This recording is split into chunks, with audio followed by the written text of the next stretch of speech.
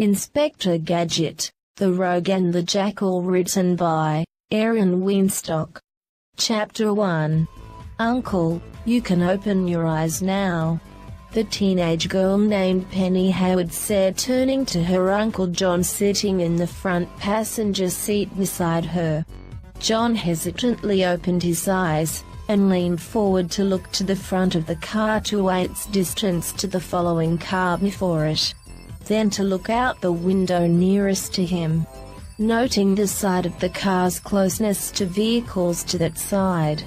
Then he made a request to the car. Go Gadget mobile sunroof. The car complied and opened its sunroof. Within moments John, inspector to the National Global Protectorate named HAPPY, which stood for Hector Agents Providence Protection, was inspecting the car from yet another angle. Using the robotic implants in his spine, his neck extended itself to allow his head to rise well above the sunroof to view around the car. The vehicle, John noted with relief, was not touching any other parked car on his niece's side of it. Penny, if I knew a convention focusing on Chinese culture would draw in a crowd like this, I don't think I'd have let you use this drive for practice. However, good job. I'm shocked given the circumstance. Well. He blushed as he said the words, lowering his head and neck back into the car, returning them to their normal positioning on his body. Thanks, Uncle, she said with an amount of displeasure as she checked her pocketbook for her convention ticket, to then unlock the driver's side door. When they were both out of the modified 1983 Toyota Supra, and walking across the parking lot to the hotel and convention center, John openly started to question his long-thought assumption about what they were about to be entering. I'm starting to think this might be the wrong place. Either that, or I've greatly mistaken what Alan told me about the event going on here. The questioning came by way of what he saw entering the building with them. There were people in outfits not Oriental Chinese looking at all. Hooded robed men, carrying lightsaber toys which didn't look to be cheaply made. Some wearing gold, blue, and red shirts with black pants. Their shirts branded with an upward shooting star insignia. Others wearing tan outfits which had jackets with an odd series of pyramids stacked in a patch on them. Their clothes company, being people dressed head to toe in shining bulky metal masks/helmets covering their faces to the point John wasn't sure how they could see out of them. Penny laughed before grabbing her ticket from the pocketbook, and replying to him. You really didn't listen to him about this scene today, did you? I heard him say him and Chief Quimby are at it, and he can't locate the chief. A matter of he's sure the man has an assignment for me, and is being unreachable about it, and is disguised somehow here. John answered as he fished in one of his jacket pockets for his ticket to get into the convention. Nearly at the door to the building when locating the ticket finally, he guessed why his superior might be hard to find in the crowd. Penny, you don't think he's dressed like one of these weird folks, do you? John questioned her. Hey, we're not weird. We are enthusiasts to what we enjoy. The shout of exclamation came from a man with a woman, as the two of them handed in their tickets to a person in a booth at the hotel's entrance.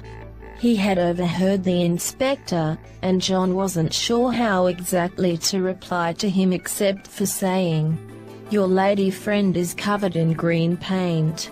A Ryan slave girl, and you. Again John wasn't sure what to say.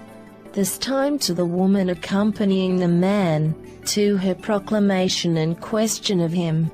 A short time into the awkward silence Penny grabbed her uncle's ticket from him. "I'll get us checked in," she said as she took the initiative to get them into the building.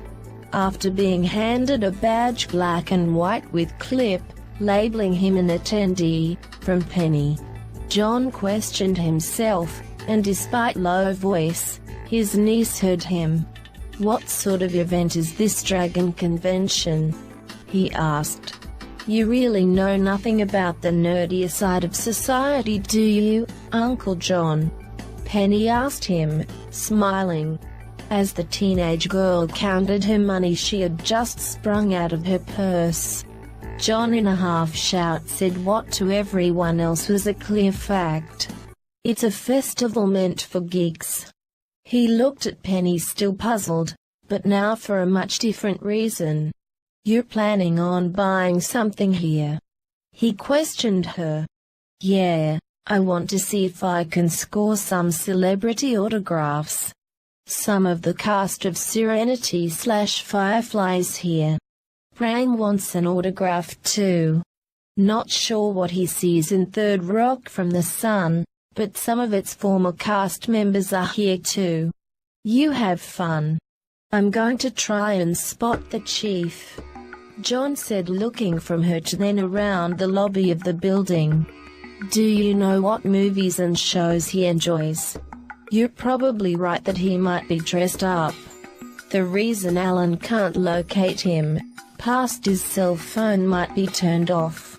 Penny asked him, and then started looking around the room herself, eyeing the other attendees with him. "Do you think he could be that one there in the black rubber suit with that long hairpiece?"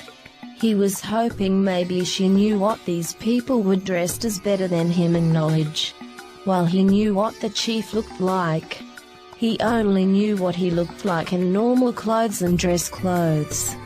Currently he felt somewhat dumbfounded by the scene before him, and wasn't quite sure what to make of the people he was seeing. He felt embarrassed by this, but hoped this lack of proper detective judgment, a key part of his job as an inspector, was something for the moment she wouldn't think too deeply on. Hopefully not a matter she'd laugh at him for new reasoning today over, added to his not knowing at first what sort of place he was stepping into. "No, he isn't that skinny," Penny replied evenly. "What about the one dressed as the blue robot?" It felt like another stab in the dark as he asked the question. "Too short," was Penny's slightly sounding bemused answer. "Then what about the one dressed as the orange robot near him?" He knew Penny wasn't capable of taking much more of this, as he asked the question. He knew she once in a while had answers he didn't, but if he didn't get the guess right with this last stab, she was just going to poke fun at him, and really leave him to ponder this alone. "You're kidding, likely a twin of the blue one. They are the same height," was her answer. She didn't leave him, so he was at least halfway right about something. "You were a total newbie to cons, aren't you, long coat?" A person that for a change of role had singled him out, paused looking at him.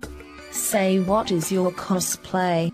It has to be something," is what the person finally asked when taking a closer look at him. Was it a man or woman in the head-to-toe suit that made them look like a pink wolf? John couldn't tell. What he did know was he had to do and act fast to save face in front of everyone, knowing he didn't belong there. Even Penny, who by now still had not left his side, but had just put one of her hands over her face to then shake her head. He reached a decision he hoped was the right one to what he was now joking to himself was an alien situation to be in. These people were all pretending to be creatures of fantasy and science fiction. He, on the other hand, was the world's only true human cyborg. If he revealed that fact, maybe, just maybe, it would draw out the chief. After all, the man wasn't fond of the inspector showing people he was different. Likely, he would try and put a stop to the action if noticed. A cyborg from the planet led his head. He stated as he grew a few inches by extending his legs and neck a little, followed shortly by his arms lengthening some, his third arm with attached hand emerging from his chest. His gadgets built into his arms revealing themselves from concealment. The gadgets in his hand revealing outwards from their former hiding places as well. This caused the pink wolf to faint. Some screaming from some of the nearby attendees. Some hoots of applauding from still other attendees. Plus someone that called convention security, as John soon discovered within minutes after the act was done. Finding what the convention staff affectionately called the brig wasn't too hard. What was hard was step 2, as Lewis and Terry called it. I don't think it can be done. Killing Hayward minus weapons. You know this is an impossible task, Terry. Lewis said as he and Terry peered from around a bend in the wall that gave them a view of the brig room's entrance. Well, I want to be a member of the elite for MAD. You want it too, you're just not as driven as I am for the goal. As Terry told Lewis his thoughts in reply, he slipped out from standing to the side of the wall to standing fully in the walkway of the hotel convention center's second floor. You'll be spotted. Get back here. Lewis half shouted at his co-worker and friend, noticing the action. We'll get her arrested unless you think this through right. Do you want jail again, was how he continued, grabbing Terry by his shirt collar, and back to the wall. There are what looks to be 1,000 people here. Surely not all of them. In fact, I bet only the inspector and his niece know who we are. So no worries. Terry spoke his statement of confidence, sounding prideful in his logic. Before he could return to being in better view of the other attendees and staff in the area, hearing a voice nearby stopped him in his tracks. Guys, he's no harm to anyone here. There must be some misunderstanding, I'm sure, told the unseen owner of the voice. I know that voice, Lewis said in a low voice, and taking in a deep breath. As he started to show fear at the inclination he was sure he was right about, attempting to discover if the guess was right. Terry peeked out in the direction it had come from. The action was almost too late to miss seeing the suspect man enter the room. Is it him? The question at first showed fear. Lewis felt about if he was right. If it was Alan Engineers, who he had just heard talking. However, by its end, when Terry snapped him a look of concern, the tone had become more bold sounding. All I caught was the man's back going into the room. The person was wearing a cape, but that means nothing in a place like this. All these people are nuts, and you shouldn't be afraid of the man even if it is him. Shaking his head, Terry finally let go of his own fear firmly now. I don't care what Dr. Claw says. I'm going to lie. I'm going to steal one of those real blades I've noticed some of these freaks wearing. That will give me an edge in taking him out, Terry said as he left the hiding spot, not even looking back at Lewis as he did so. Thinking that it was unbelievable what was going on the grunt for MAD, Lewis slunk down the wall into a crouch. He's going to get himself killed, and I'll be to blame for it, he said in shock, looking outwards towards the cut patch of open space which centered downwards through the hotel near him. Chapter 2. Does this man have something to do with your panel, Mr. Engineers? Asked a lady of the convention staff in the brig room. John turned his gaze from the ground which he'd been staring at since when he gave up attempting to explain himself to her and her volunteer co-workers. The last 20 minutes had been nothing but silence since. While he had told them he meant no harm to anyone there, they had not believed him. He was an unknown factor to keeping the convention safe and friendly. Telling them he was an officer of the law didn't help, and neither did telling them he was there to try and find his superior. What finally helped get them to calm down a little was him telling them he did know one of his co-workers could be located at the convention, and in fact was part of it. That the co-worker was doing some part to help out, and was the source of information over the missing chief. What that was exactly Alan was there for, John was not totally sure on. At the house, the other man had been excitedly babbling about making a presentation about Happy. It's when the man started talking tech talk, the inspector had tuned him out. Tech talk to him felt like the talk the man used on him when he had hurt his components, and needed examining. Talk of gears, circuits, and relays he would rather not think about in his body. Tech talk as far as John was concerned was an unwelcome topic. He was grateful he could tune out. The only reason he enjoyed the mute function he could activate to his hearing. Only now it was that he looked at Alan, and wondered and knew why he was here. Yes, John knew it had to do with Happy, but that didn't explain his clothes. He was wearing the cape he had created that gave him real superpowers. A fact the inspector had once thought that before seeing it in action with the other man, thought he was delusional about. It had no place on him here, John thought. Its place was once in a while when he was on a case, and the man was accompanying him. It was then in that case only brought out when Alan felt the danger justified its use. This fact John knew had to be questionable because of odd reports he had heard from the neighbors around where he lived. He was sure the cape had been put on at least a few times cause of those reports, just to have fun flying. What also puzzled John about the man's appearance was his chest.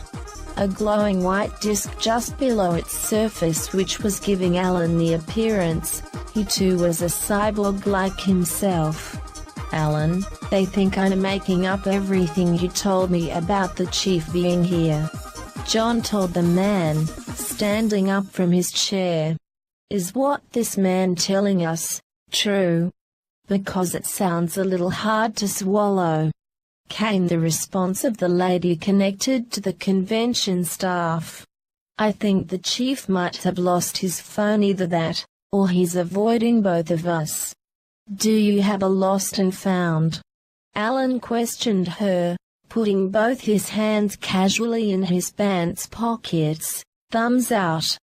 We had one phone brought to our attention a couple of hours ago. Something tells me a chief working for an international protection agency wouldn't have a phone with a shell on it boasting My Little Pony, was her reply to him. After trying not to laugh, Alan finally responded to her, and in mid-sentence turned to John at the same time. If Chief Quimby is a Brinny, it's news to me. How about you? What is a Brinny? John replied. Alan finally let out a laugh before adding, now turning his attention back to the staff. Everything Inspector John Hayward is saying is true, and you don't have to worry about him except his lack of knowledge over everything geek-related. May I go now? John asked, slowly heading towards the door to the room, and at the same time towards the direction Alan and the staff lady were at.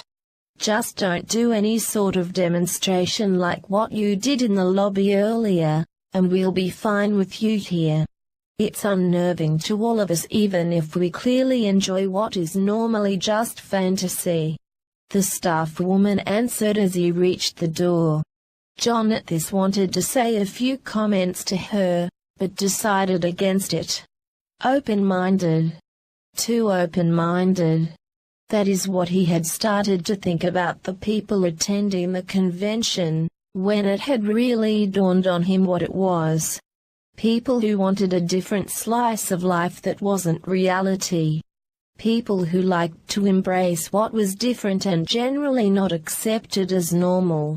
He wasn't normal, and their treatment of him didn't seem well warranted. For fear anything he said would, instead of the confinement of the brig room, would actually get him kicked out of the hotel/convention center. That his own minor actions would keep him from doing such a small needed act of finding his superior for his next job. That was his reasoning not to say the words going through his mind at that moment. The female wording for a dog was not the right word to say to her, among other words he was thinking of. "Listen, I'm sure you'll locate the chief eventually. I have a panel I need to attend to shortly. Why don't you try and enjoy this in trying to locate him? Discover where Penny is for another," Alan stated to John, as the two of them stopped to look down on the first floor. The wood-lined railing to a short glass barrier, being their support as both men gripped it in the view. "This isn't my kind of place, you know that. Remember how I never watch those kinds of films you, her, and Brain enjoy. The lack of comic books in my library. I own real books, not fake ones. Besides, I have a good idea where Penny is right now." Feeling a little embarrassed, he paused before asking the question in relation to Penny's whereabouts. "Who is a Mr. Fillion? She said she was about to get in line for his autograph when I last saw her." Putting a hand on one of John's shoulders, Alan answered the reply with concern shown towards the other man. "You really should watch what your kid is watching. I need to get going." "One question before you go," John shot at him, as Alan took his hand off John's shoulder. "Fast," came Alan's reply. John could tell his co-worker was now a little annoyed at him. "We aren't in danger here, so you don't need the gape. Also, unless you've decided to alter yourself. I don't know what that circle of light is on your chest. What is it all for?" He couldn't withhold the questioning of the man's attire anymore. Answers had to come. The answers he wanted unfortunately didn't come. Alan's reply was fast, and for the reasoning John guessed was his lack of time to answer properly. The answer that came felt slightly rude. "John, sometimes I pity you." At this Alan started going down the steps to the first floor. After John watched him go out of sight, and he assumed towards the one of the meeting rooms there unseen to him from his vantage point of looking at the floor below. According to the schedule that had been given to him in a small gift bag at check-in, Alan's panel was indeed starting in a short while. "The Super Technologies of Tomorrow, AHAPPYQNA of What Is to Come," was the title of his event. The man had 5 minutes till he was needed at it. The inspector felt the need to follow him. Not that he wondered what the co-worker would be telling people about. John had no interest in that. What did hit him was the reasoning Chief Quimby might be there at the panel. Sure, he was not one of its speakers. To John's knowledge only Alan was speaking. No, he guessed Quimby might be in the audience watching what was said by the unhappy agent. The chief had always shown concern about the engineer's actions since John had first witnessed them together. Surely, he reasoned, this open talk about Happy in public had to be of new concern to the chief. If Alan stepped out of line, the inspector's instincts told him Chief Quimby would surely show up to put a stop to it. It wasn't hard to steal the blade from the surprised man dressed as some form of alien with ridges going up his head. It wasn't hard to catch the inspector by surprise either. Having slowly made his way down the steps to the first floor, John had been hugging the wall as he looked at a map showing the floor plans of the convention layout. All the man's attention had been focused on that, and the descent down the stairs. Not the possibility of what to him would be an unexpected, and what Terry hoped most, a fatal encounter. The impact of the weapon shocked John. It ripped through the map he was carrying, but fortunately not him, or even his clothes for that matter. Terry, noticing this, tried stabbing the inspector over and over with the blade. Despite it looking futile, he didn't feel like giving up on it. "I remember you," was all John could think to say at first. The attacks with the quote-unquote weapon were annoying him, but that was as far as that went. If the other man was actually hurting him, other words of greeting would have been John's first choice of striking up a conversation with the mad agent. "How? Why?" Terry said in a drawn-out way. The one-worded questions being uttered as he withdrew the blade, and stared at it in horrified astonishment. "It's fake. You know weapons aren't allowed at this," the man with the ridged forehead by makeup said angrily, grabbing the blade back from Terry. All eyes of the other attendees and passing guests were focused on the formerly attacking mad agent and victim happy agent.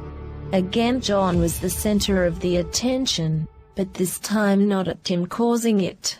This time though, convention security was nearby, and while no one was called to the scene to take care of it, they had discovered fast what had taken place. The crowd had started to laugh at Terry after the blade had been grabbed back by its owner.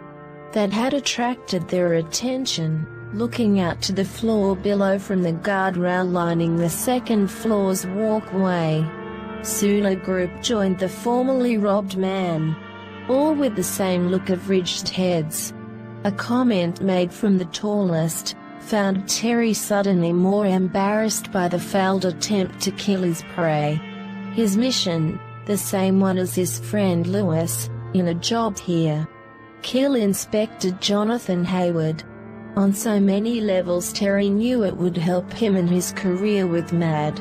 Sadly this was now a failed mission, or was it? "Never mess with a Klingon," said the tallest of them boldly. Terry glared at John without looking at the person he assumed was the group's leader. "When did you get out of jail? Or even make it into the United States for that matter?" John questioned him, still annoyed. The inspector turning his attention from the would-be assassin to his torn map as he gave the questions. Growling was the only reply Terry could think to give John. Balling his fists ready to strike the happy agent, Terry got stopped short of the action. Maybe lying is the better course of action here. "Do you know how many people are watching you?" Lewis asked, grabbing Terry's swinging arm as he tried to attack again. "Both of you here." John had not really taken notice of Lewis's approach till he had spoken. The last time he had not only last encountered Terry Skinny, but also Lewis Largo, was months back during his first mission for Happy. Terry had been the first of the pair he had really interacted with on that first mission. He had been in the rear of a stolen tow truck, talking John into what he later learned was a trap. Lewis on the other hand had hit him with a weapon that after the mission was over, he discovered was called an electro-nerve pulse or ENP gun. It had made him virtually helpless to help himself out of the danger the two men had placed him in. Lewis stuck in John's mind better of the bear, while the skinnier and taller man had been met first. It was the bulky, more muscled one that stuck aside from the gunshot.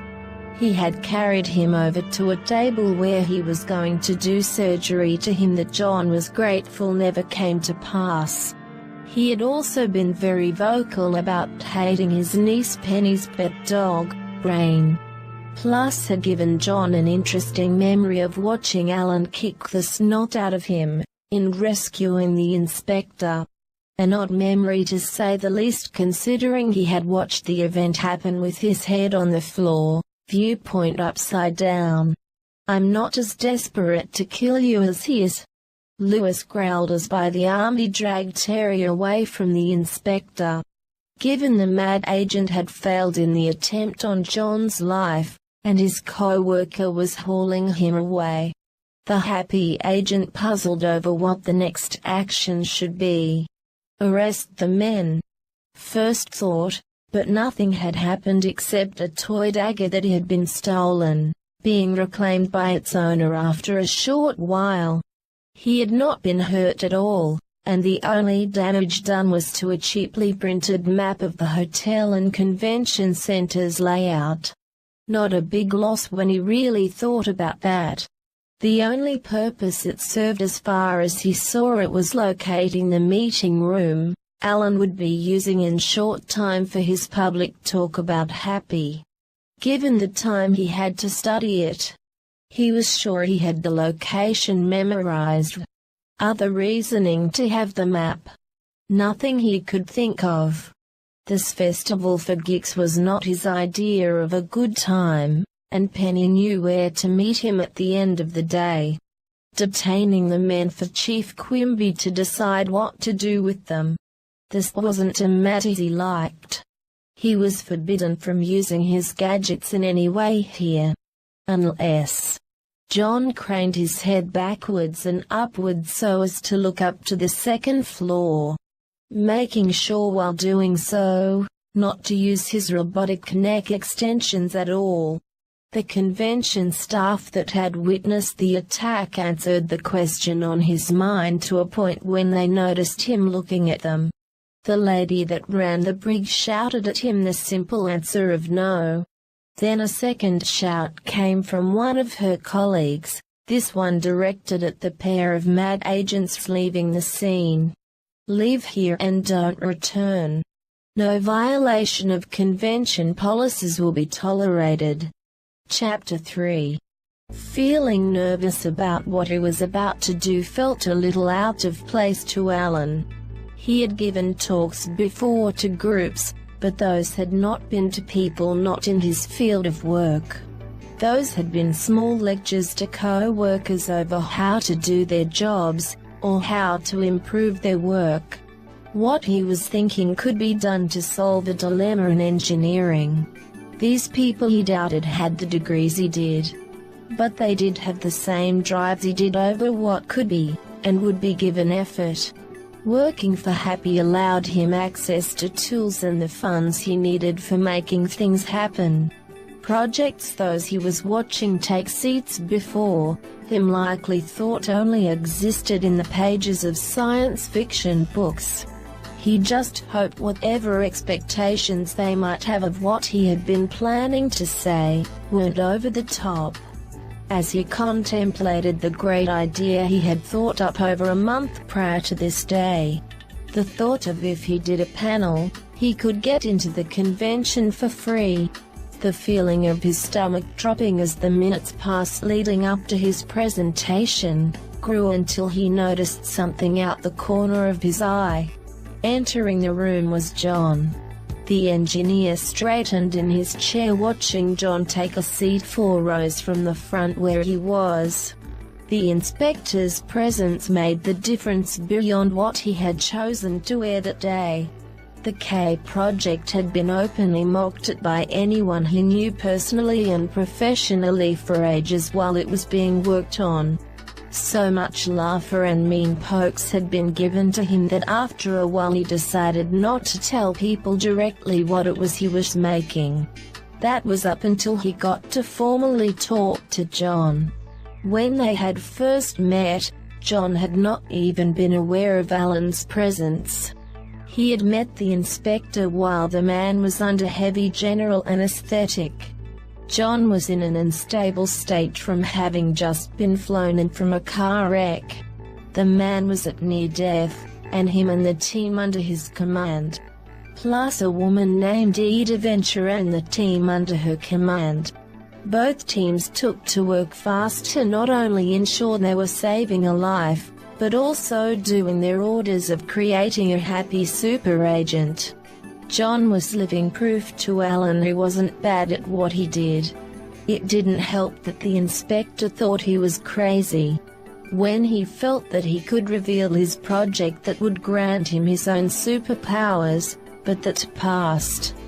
Due to a bad event happening shortly after that revealing of information, John learned what others had called an insane pipe dream truly wasn't. He smiled at John. John pressed himself back more into his seat at noticing the expression on the other man's face, added with the engineer trying to wave him to the front where he was.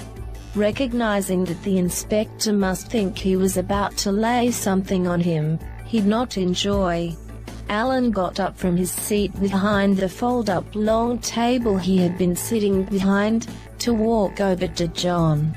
"Join me, please. I think it would help my presentation," Alan asked in an insistent half-whisper to John. That while voicing the request had him standing at an awkward bend position of leaning in from the third line of seating to the fourth line to speak to the man. Alan, I'm not here for you exactly. I'm here for the chief. I'm sure he will be showing up to sit in on your presentation," John stated, knowing that while truth be told, it wasn't what the other man wanted to hear. A truth that certainly, given the noticed emotional state the other man was in, couldn't have helped matters. Disappointed, Alan put his hands behind his back, and locked them together. The walk back to his seat behind the table marked with emotion John had learned meant the man was preparing for some abrupt action of a likely subtle motion. The man was fidgeting with his fingers. When he sat down, after taking note of the time, John learned what the other man had been planning on doing. His introductory speech to the audience gathered before him could not, the inspector believed, couldn't have been the formally prepared one. At least not all of it. "So before I begin here on talking about what technology happy. That is an acronym, people, not a mood. The incredible technology being developed at where I work. I have to say some of you have some amazing cosplay you've done. Tell me, are any of you secretly here undercover? Mad or happy agents? Sometimes that makes talking about this stuff hard, when certain crowds are watching." Alan couldn't help but nervously laugh by the end of his speech. No one answered back, and turning pale, he dimmed the room's lights for a projector to have better lighting, that linked to his laptop. The setup aimed at the wall behind him. Given failure to lure out the missing chief the inspector thought might be present, Alan went straight into his planned talk. Discovered the very basic to what Happy did, which was public knowledge, John noted. Just not one detail Alan had made sure to skip over. The cover it used as a cheap health insurance provider. Alan caught the dirty look John had given him at the end of the introduction over the organization both of them worked for. As far as why the look had been given, the engineer tried to brush it off fast, and continue to the next part of his lecture, talking about what kind of technologies they relied on. Communication simplified to a network of satellites that worked through a group of operators. No cell towers or complex international dialing codes. Robotic surveillance using drones that didn't fly. Instead they wheeled around low to the ground in camouflage, using suspension treads developed for use in extraplanetary NASA probes. Mechanical transformation using soft, flexible, metal alloys developed by them. The engineer stressed what that meant, thinking the crowd would enjoy the ramifications it meant to that science fiction-loving crowd.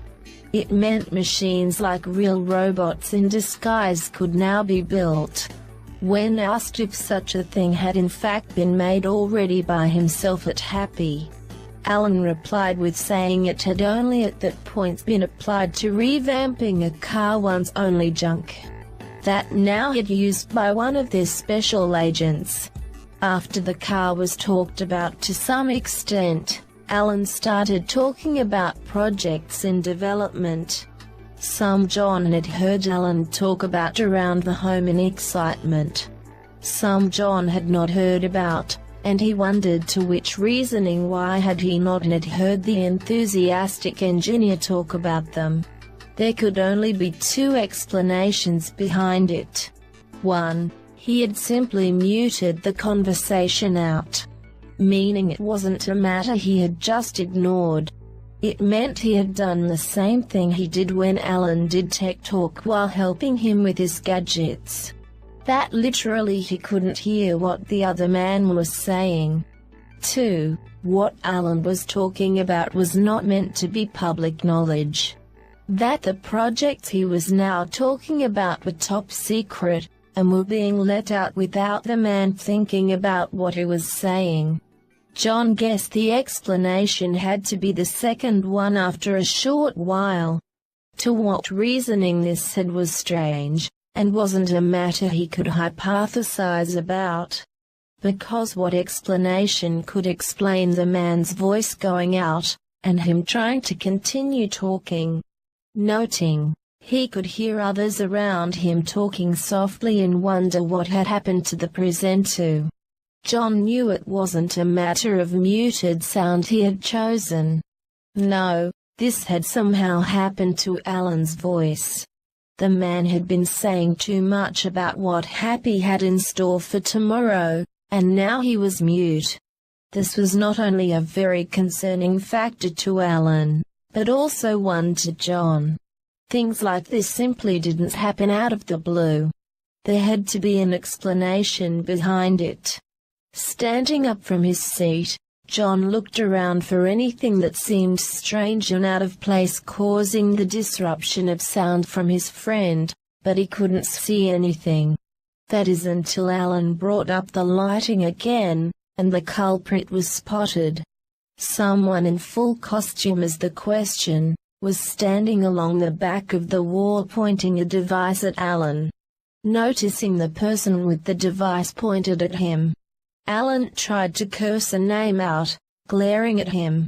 The movement of the muted mouth wasn't hard to make out what the name was that the engineer had tried to utter as the inspector guessed it. The name was Quimby. Giving what Alan felt constituted the universal sign language for cut it with swiping an arm and slashing motions while looking at the disguised man. Chief Quimby stopped using the transmitter on the device he had been aiming at the engineer. After clearing his breath, but for no reason other than to show the so-called anomaly with his voice was over, Alan proceeded to address the crowd before him over action he felt forced to take. Sorry everyone, but due to a matter not predicted I have to end this panel lecture early. No questions please. The end of his statement that while he was looking out at the crowd, his sole focus had not been to them in general like it should have. He was looking directly at his co-worker superior, the cause of the end of what he had deemed the biggest event for the whole day to him. While everyone left the meeting room, only 3 remained behind.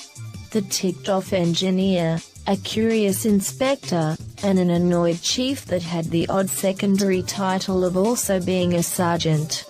John, feeling the need to do action that he knew might later be regrettable, yanked the blank flesh-colored mask off his immediate superior.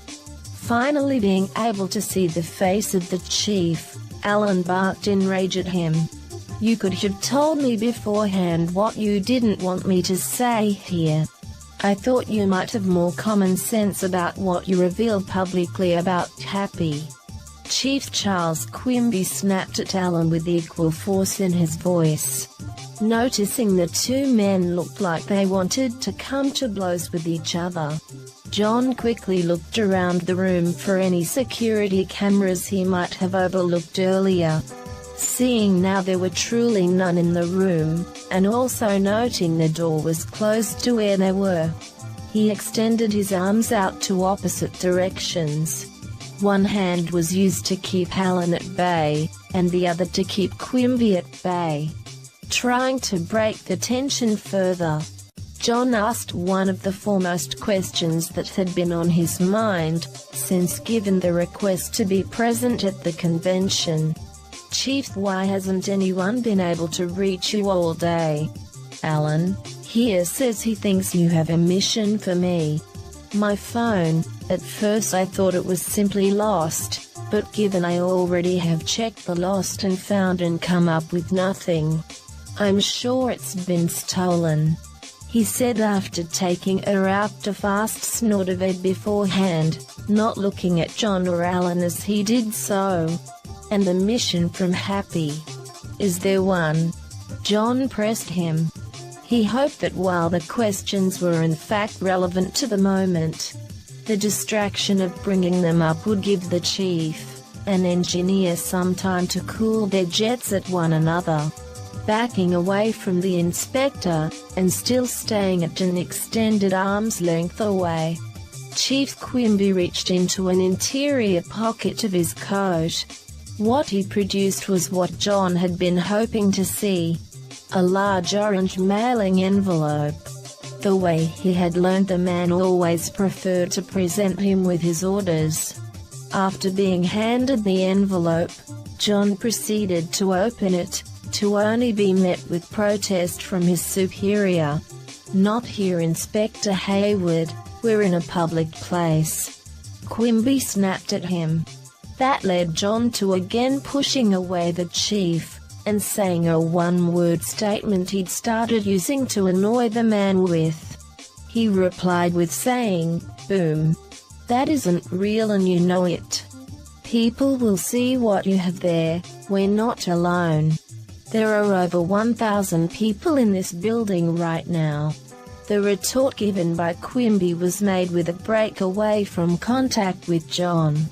The meaning of saying "boom" from the inspector was no one would ever see the mission statement. Why? Because it didn't exist to others. It had, in a figurative sense, meant to be taken literally, vanished or exploded. A very real idea. Alan had tried over time to get Happy to do with mission papers. Get them to explode after having been read. The chief refused to let such a thing become reality, and kept the research from happening to make such a form of progress happen. "Chief Quimby, before I decided to keep things from coming to blows between you and Mr. Enginus, I checked for cameras, and whether or not the door to this room is shut. We are truly alone right now. Nothing more today of Happy's activities will be revealed to the public, I can assure you," John said, using the most calm demeanor he could to the chief. As Quimby made his way to the door to the room he did now acknowledge was closed, he said his final words over the only matter at hand, which wouldn't cause Alan to gain a black eye. The matter of John's new mission, which concerned the chief to no end. The inspector took to with an ease he didn't. "Inspector, after you read those papers, and start to deduce how to follow through with your inspection, if you have a shredder built into you, use it on them before you leave this room." Leaving the room, the chief slammed the door to it behind him, leaving both men left in the hotel/convention center's meeting room to mull over the given papers. Chapter 4. In a patch not yet consumed by the lengthening shadows that preceded night at sunset, a member of Mad's elite agents stood across the street to the home of a man he pondered the thought in question was just like himself. The man named John Hayward, an inspector agent of Happy. This added more questions to the mad agent's thoughts. Happy was Mad's counterpoint organization, so why would his counterpart be working for the bad guys? This man was the only other successfully total cyborg human being in the world. When Mad had created him, the figure watching the inspector's home, he had come about after much trial and error. Many lives had either been lost or destroyed before he had come into being. But despite him being the only success by who he worked for, a product built from those that had fallen before him, one's medical practitioners and engineering teams had to learn from their failures first. He felt now he was losing himself, and they cared not that it was happening at all. Over the last month that he had been living as a cyborg, he felt like he was losing touch to everything that mattered to him, including his own past. Knowledge and memories that made him who he was seemed to be fading away from him. He assumed it had to do with what he had become. This other cyborg, he wondered, with the increasing certainty about being his counterpart, could have answers for him over who he was and what he was. With a mental command, he opened a portal on the right side of his chest, and his servants emerged to help him with the job at hand. The job at hand being one he had personally decided to undertake. Not the one Mad had given him to do. No, they had given him a job, and that involved leaving the country. That was something he didn't feel like doing yet. This job was getting answers from the inspector for Happy, he knew sadly was not in his home at this moment in time. Rummaging through his memories, his belongings for now would just have to do with his lack of presence at the house. The Mad agent that he knew for much longer might not even have the title to him. Watched his servants pour out of his chest, and run as quickly as they could to the home of his thought-to-be kindred spirit. Dr. Claw had personally communicated his disgust to him on contacting the inspector, that it was unneeded and unwarranted, and served no purpose.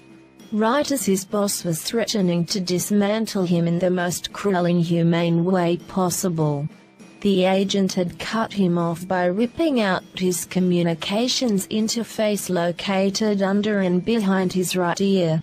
Now watching his servant army of cyborg shrews enter Hayward's household, he decided that since by all likelihood he was no longer employed by Mad, that he was slowly becoming not himself, that his name seemed to be becoming a shadow of what it meant. He should use a new name, something more fitting to his new self, to what it was he was becoming. The decision of what to now call himself felt natural. Walking across the street in a leisurely stride, I rogue, but to his personal pronunciation I rogue, followed his servants into the house. The house not even reacting with its quote-unquote fully alert highest of high-tech security system. The shrews were too small for it to detect. Entering the home before him, they went to work fast to disable the security system for him to enter. Micro-sized universal connection ports on the ends of their noses, sniffed at the air, taking in sensor readings of the home's electronic layout. Once locating through this act where interfacing with the abode's computerized network could be accessed with ease, they ran to it, and hacked in. When iRogue knew from internal commutation with his army it was safe to enter the home, unlocking the door with a lockpick built into one of his pointer fingers, he ended. Though as he did so he sensed something had gone awry his shrews could not handle. Being now in their house, and standing in the home's kitchen which connected itself to the front door, he saw what the shrews didn't know how to handle. The house had a dog in it. He did remember reading up on the dog. The animal had been with Mad for a while. It was a product of the organization's genetic engineering prior to Dr. Claw changing what route Mad used to employ its animal agents. bionic augmentation replacing recoding genetics.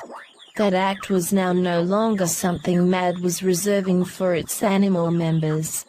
The dog named Brain was holding one of the shrews in his mouth, and on top of that had just started to growl at him. Why do you even want to be a member of the elite? Have you heard the rumors surrounding those guys? Lewis spat at Terry over his car's cell phone hookup. From in his own car a short distance from Lewis's on the highway, Terry replied, "I don't like my status with MAD, and I'm sure you don't like it either. Come on, we're just goon grunts to Dr. Claw. Sure, once he loves to put to good use, but wouldn't you like to have more respect on the job? Better missions. Have you heard what the elite's pay looks like? I want respect too, but I don't want to be dead. I don't even think there truly is a section of real elite employees for MAD. I hear they all go into some building to have something done to them in preparation for the job, and they never come back out." After he said his words of concern, Lewis felt even more fearful for his friend. Those words didn't feel like enough. Watching a driver ahead of him swerve into his lane and into the one after it. Getting more angry and scared, he continued talking to Terry, now shouting louder. "Terry, I will back up the lie that Gadget Freak is dead, but I don't want to see you become a member of the elite. There are better jobs you can have for MAD, you know that. We are on the bottom end of the staff, and there are a bunch of different ways you can go up in the organization besides the elite. I think that rumor of agents dying in a building when they become members of the elite is false. Just a scare tactic to see who is willing to go the distance for MAD," Terry replied, and then added before turning up his car's radio, "I'm going for the distance."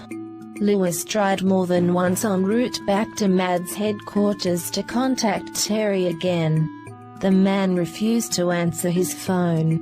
He even wouldn't truly acknowledge Lewis when he hit the other man's car lightly to get his attention. The result of then was just a salute and grin, before breaking away from the speed limit, and shooting well ahead of him. Watching the car speed away, and watching lights flick onto a traffic cop's squad car to chase Terry, Lewis knew he could do nothing but attempt to help his friend. If possible, he would prefer from a closer distance, but that would take a car chase, and police finds he wasn't up for right now. Before entering the driveway in the modded Supra, the gang in it saw something was wrong with their home. The front door was open at a crack, and Brain could be heard barking frantically at a distance. Getting out of the car first, John moved slowly, and motioned for Penny and Alan to stay a few paces behind him. While they complied, Alan got himself into the readiness, the same as his co-worker was getting into. John, as he reached the door, revealed every gadget he had built into himself that could intimidate whoever the intruder could be. His laser, his Swiss Army knife, with its blade switched to an outwards position, plus his least favorite weapon of choice, his blowtorch. Penny knew better than to try and tangle with whoever might be lurking in the house. Her weapon of choice was not at hand. While her uncle always had his weaponry on hand, correction in his hands. Also, while Alan had brought his cape to the convention, which, while for show at the con, it was useful beyond allowing the man to fly. It also made him invincible. She wished right now she too could be invincible. Her weapon, her bat, was in her bedroom, leaning against her study desk. Knowing it was a poor idea for her to enter the house with the two men who could defend themselves while she couldn't, she thought of what she could do, which should have been the very first thing she did once leaving the safety of the car. Her attention, like the men, had been more focused on the door to the house and what was inside the house, not the noise coming from outside the home. Rain's barking, she was sure, was coming from outside. Unless the intruder was outside with her pet, it was safer for her to tend to him than whoever was lurking in the house. Not making a sound, she ran softly up to John and tapped him on the back to alert him to her coming action. His reaction wasn't the best to this. He was ready to deal with what he suspected was a robber that had somehow bypassed the home's security system. Not suddenly have his attention pulled from that to a 16-year-old with no foul intentions. At her touch, he jumped slightly and shot a pinprick laser mark into the throw rug, which marked the start to the inside of their home. Once turning around and seeing her, he furrowed his brow in frustration at her, then lightened up on her once seeing her motioning with added softly spoken words as to what she was about to do. Given she now knew her uncle knew she likely wasn't in danger anymore, Penny ran into the backyard for her canine companion. She found him tied to the one thing Happy would not care to bother with when renovating the home and its surrounding property for her family and business friend to live in.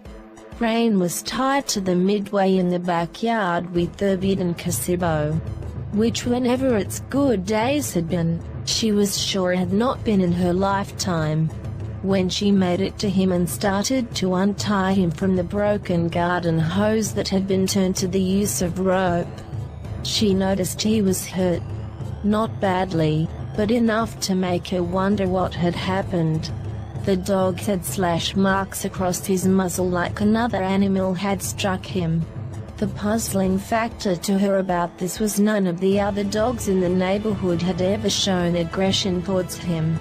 Wild animals she dismissed on the account she had never seen anything around their home rougher looking than a squirrel. Doubting a rodent had done this to her beloved pet, she betted it was whoever was in the house at the moment that didn't belong there. Once untied from the half-rotten gazebo, Rain took off for the house with his master trailing fast behind him. Chapter 5. The intruder was discovered fast. When John and Alan caught sight of the mad agent that was questionable to the title, iRogue, the man was a really unexpected sight on more than one account. The first noticeable thing, which was a shock, was John noticing the other man, like himself, was a cyborg. The intruder was holding record-keeping folders and scrapbooks in sets of clawed hands, not his by natural design. The hands holding his family's memorabilia and important records were mechanical. They were attached to a set of arms which sprouted out from the man's back. The man's normal arms, if you could call them that. Arms which had saw blades lining part of the foresection of them. The mostly biological arms had their hands holding a photo album John remembered creating shortly after moving into the house. That was the second noticeable thing over the intruder. What the man was doing. As John prepared to speak up, iRogue noticed him, looking up from the photo album. The inspector's movement being what had alerted the other cyborg, he was no longer alone in the room. Looking at John with scrutiny, iRogue tried to comprehend his counterpart, the happy agent. The man didn't seem to have lost anything. At least anything notable. His recordings of before and after being transformed into a cyborg had not taken the same toll on him as it had iRogue. A change of lifestyle, yes, but that was something anyone in case would have undergone given circumstance. Shortly after becoming a cyborg, there were photos of the house becoming his home. Some matter unknown had caused a shift in where the man was living. The mad-created cyborg doubted had to do with personal identity. That and photos of the man, iRogue now swifted his gaze to. Alan's presence was a mystery to the distraught agent. The engineer was not family, and from a few photos of the other cyborg in what iRogue could only assume was practice with his gadgets. The inspector didn't get along with the other man, so he couldn't have been a close friend. Twitching his head between the two men standing before him. After a few moments of this, John finally spoke up to break the unease he felt at seeing the strange intruder that clearly wasn't respecting his personal property. "Sir, I haven't the foggiest idea why you've broken into my home. Clearly we have a little common ground, but I think it stops there. What you've done is illegal, and you will now be put under arrest for the police to handle." As John said the words, he unbuttoned his shirt down his chest some. The reason it was being done was that the only way he could expose his third arm, which in its hand held a pair of handcuffs. When the third arm extended out towards iRogue, and presented the handcuffs to him, he didn't react to them, but simply looked at them. What he did react to was what happened as John approached him. Not the inspector himself. That had not been the reasoning which caused the mad cyborg to take action. What got his attention was the pair which had just rammed into the room. A girl which just before she showed up, had been preceded by a dog iRogue had met earlier that evening. Brain showed no fear of the man. The dog had his reasoning too, but just didn't care. Both his master and co-master were there, along with the odd one. They needed protection, and the small injury he had suffered at the claws of the intruder earlier wouldn't be enough to slow him down. Before the dog could lash out in protective vengeance at the man, the unwelcome cyborg in the room took care of Brain in the only way that felt right at that moment. Killing the dog felt wrong. iRogue had decided that fast, and even when he'd first encountered the animal. Seeing it take hold of a member of his precious army, and knowing the dog was once a mad agent same as him, meant by at least in the second half of the assessment done with Brain, he couldn't kill him. The dog was almost kin to him, having worked for the same organization as himself. Although on the other hand, the dog had gotten one of his shrews. Not wanting to hurt the dog again, who clearly didn't have a hold of one of his servants this time, the mad agent, that likely no longer had employment, called forth with mental command all of his minions. As they scampered into the room he was in that also contained all the house's residents at the same time, Brain snapped at the rodents running across the floor towards their master. The humans who lived there watched the scene in stunned horror. That feeling deepened as the event continued. The rogue didn't want to hurt the animal this time. He didn't want to hurt the others in the room either, especially the one that was the only other true cyborg man in the world. The girl and the other man simply meant nothing to him, and he wanted to keep it that way. Getting the dog to stop his attack minus killing him. The intruder had an idea that likely would work unless the dog was too desensitized by the other cyborg's actions in the past to notice the act. Opening the door in his chest to allow the coming shrew army into him, the unwelcome guest displayed all his gadgetry at once. His second set of arms quickly spreading themselves out to full length from him, throwing away what they had been holding to smash against the walls of the room. His saw blades became active in spinning, and from his head, up through his hat, emerged a sight too strange even for John. As the weapon gadgets on flexible rods came out from his head, two reactions came of this. One of them was what iRogue had been intending from the start of the display. The dog backed off, and stopped trying to attack his servants. Brain, the man could tell, by the tail now tucked between his legs, and he is lowered to a non-threatening stance, was scared of him. The second reaction that surprised him was the inspector's reaction. "Where are his brains?" John questioned in shock, seeing all the devices and cutlery come from the other cyborg's head. With the actor dropping the photo album he had been holding, and seeing he couldn't recall all of this army back into him. Had a rogue decided his mission, while not over by far, was over in the home of his counterpart for now. Leaning forward and moving his weapons, made them back off. As he started to leave the room for the entrance leading back to outside, elsewhere in the abode, he took a good look at the inspector.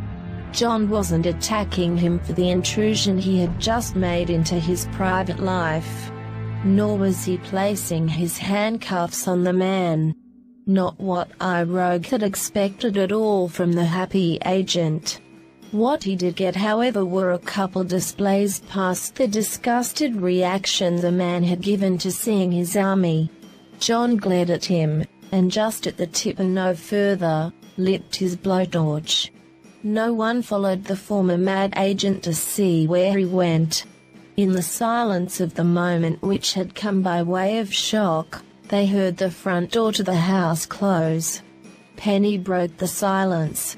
"Uncle John, do we still have mousetraps on the top shelf of the cupboard in the kitchen?" The 2 aspirin and quart of lemon tea Chief Quimby had already downed didn't seem to be doing their job fast enough. It was 7 a.m. in the morning, but he'd been awake an hour at that point already. His head sat on the desk he was sitting at, his eyes weakly looking at his new project which he'd bought the day before. A model of an old TV series starship, nowhere near fully made yet. He wasn't sure what show it represented, only that the vending room dealer claimed it wasn't connected to a movie. To whatever science fiction show it belonged to, it had to be well dated. Its plastic parts sheets were harder to work with than modern ones, which he knew had by now been around for over a decade. It helped his headache, which he was sure came as the result from dehydration. What added to his pain was hearing knocking at his home's front door. That had been what made him set his head on the surface of the desk. He did not feel like answering the call to action. It was too early in the morning. Plus, besides, whoever was there waiting to speak with him, Quimby knew the person could not have been too important in his life. If it was job-related, some recently committed crime that needed his attention, someone at the police station he worked for would have been contacting him by phone over the matter. That, unlike the day before, was not a problem here. Here in his house, in what he called his study, had a landline phone in it. The lack of having the now stolen cell phone didn't cause a problem with contacting him. Then he remembered not everyone important in his life would call him by landline phone. Happy never contacted him that way. This had to be someone representing them. That, or someone disconnected from his second job, was going to be yelled at as best he could with the state he was in. Noting how whoever it was at his front door wouldn't leave, he got up from his desk, taking in a good stretch as he stood up, before walking to where his attention was needed. When opening the door finally, he scowled at his early morning visitor. John, however, wasn't in a foul mood, and broke right into saying what had been plaguing his thoughts since the evening of the day before. "Chief, I think yesterday evening I made a discovery Happy should be aware of," the inspector said, not seeming to really invest thought into the disheveled appearance of his superior. "Inspector Hayward, why does some little odd discovery you've made, you think Happy needs to know about, needs to be told to me first?" "First thing in the morning?" Quimby asked him in reply. Just the thought this could be on some minor detail to the case the man had just been handed. Something that the inspector could handle solo bothered him. Although Quimby thought it could just be him unfairly riding the subordinate's case. It was early in the morning, and his headache didn't help the moment. "I'm not sure what to make of it. Chief, I learned yesterday I'm not the world's only true cyborg. One broke into my house, and temporarily held my property." As John told Quimby the short summary of what had occurred, the chief became more alert to him in the positive sense. "Mad," was the only thing the other man could think to say at the simple summary of hearing of the other cyborg. In the sense of emotional, the malevolent agency of destruction type. The question seemed slightly irrelevant, but the hunch had to be confirmed. The superior agent had just said to him that of what John feared of it being the latter half of his guessing. Charles Quimby took the moment in best way he felt he could in the condition he was in. He gripped the door frame, and looked at the ground before replying. "Inspector, I have a headache from what I did to myself by mistake yesterday. You fortunately didn't wake me up, but I have pain meds and I'm currently waiting to have kick in. I don't know if this is the sort of thing we should be talking about here or inside." The last part of his statement started with a yawn. John now took note of what Quimby had to him. He was sure that the oversight had to do with his excitement and puzzlement over why he had come to visit the man. This had to be corrected, and fast. Even back in the days when he had to call the chief, Sergeant. He knew the man had a quick temper. Not noticing the guy felt bad at that moment. John knew could lead to insulting words he didn't want to hear. "How about you explain it here on the step? The morning air and sunshine might help that headache go away." As John told the suggestion to his immediate boss in rank, he bent down, and positioned himself into sitting on the step which led to the inside of Quimby's home. After seeing the inspector pat the ground beside him to invite the chief to sit on the spot felt, Quimby started to soften to his subordinate, requesting information about a matter he knew the other hadn't been debriefed over. As Quimby started to turn his attention to the inside of the house, he answered John, "Let me get us some coffee first. It's for dealing with dehydration. That's the headache's source. Never have too much fun at a convention, Inspector, and forget your basic needs." Chapter 6. After both men had drank a cup each of coffee while watching the sun's rays rise higher into the morning sky, Quimby started to feel better. Whether it was in fact what John had suggested would help, or his pain medication, he couldn't tell. To whichever the source, however, it helped him talk with the inspector over the scenario. "Inspector, I want you off the case assignment I handed you yesterday. What has now come up? I will be presenting it to my superiors at Happy, and I'm sure they will agree with my judgment." The chief told the other man in a mellow fashion one would not expect from a person steadily becoming more alert by the moment on caffeine. "So that mission to that southern Pacific island to stop those people you think are mad agents from knocking out its citizens with sleeping gas. That isn't an important mission anymore, investigating that." John questioned his immediate superior. Being called off of a mission? Unheard of in the inspector's book. Not when he had worked for the police force, and in the months of employment he'd spent so far with Happy. He'd never known them to do the same. This either meant the job on the southern Pacific island was so minor a thing that Happy didn't care if it was looked into, or his encounter with the other cyborg meant something massive.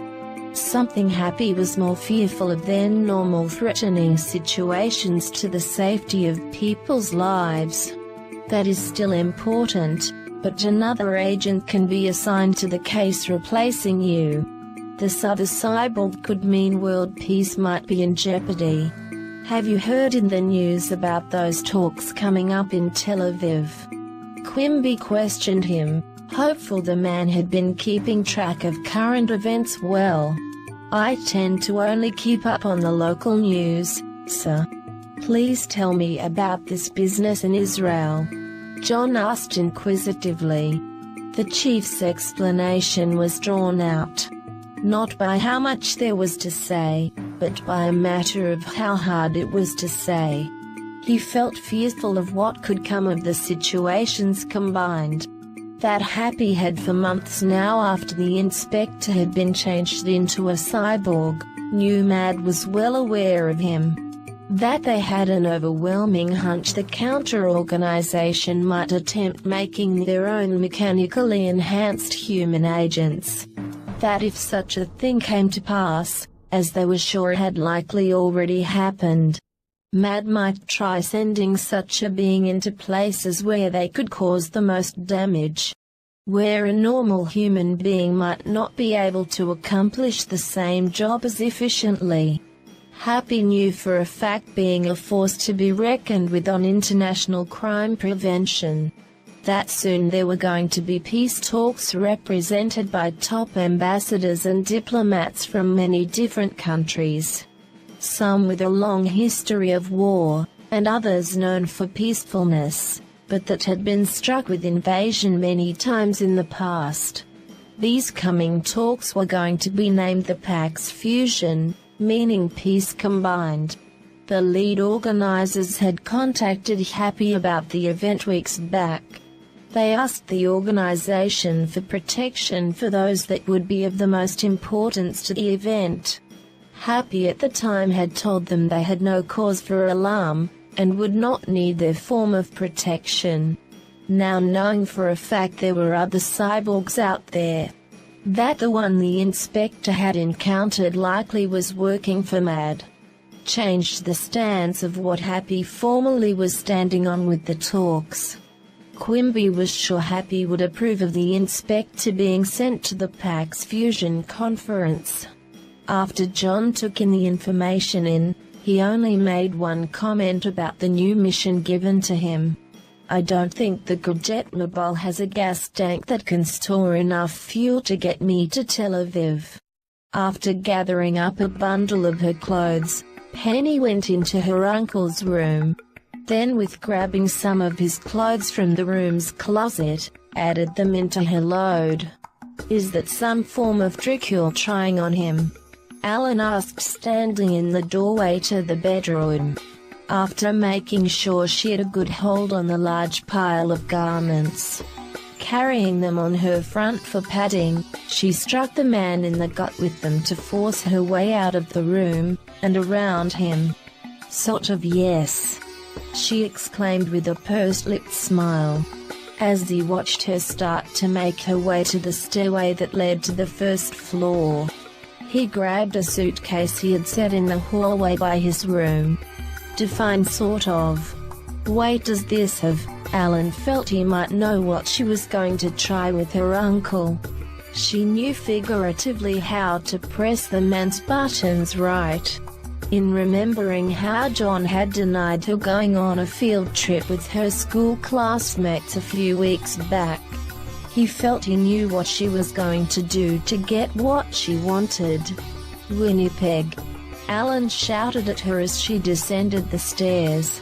Yeah, no sneaking into his work this time. This time it's guilt trip time. Her answer to him came as she hit the bottom step, which put her now on the home's ground level. When Penny entered the living room, she found John crunching with one hand the ball cap he normally would wear off duly, his focus being on one of the two semi-filled bookshelves the room contained. Something was frustrating him, and she now questioned her revenge on him with the trip she wanted. Uncle John, she asked meekly, as she came to his side slowly.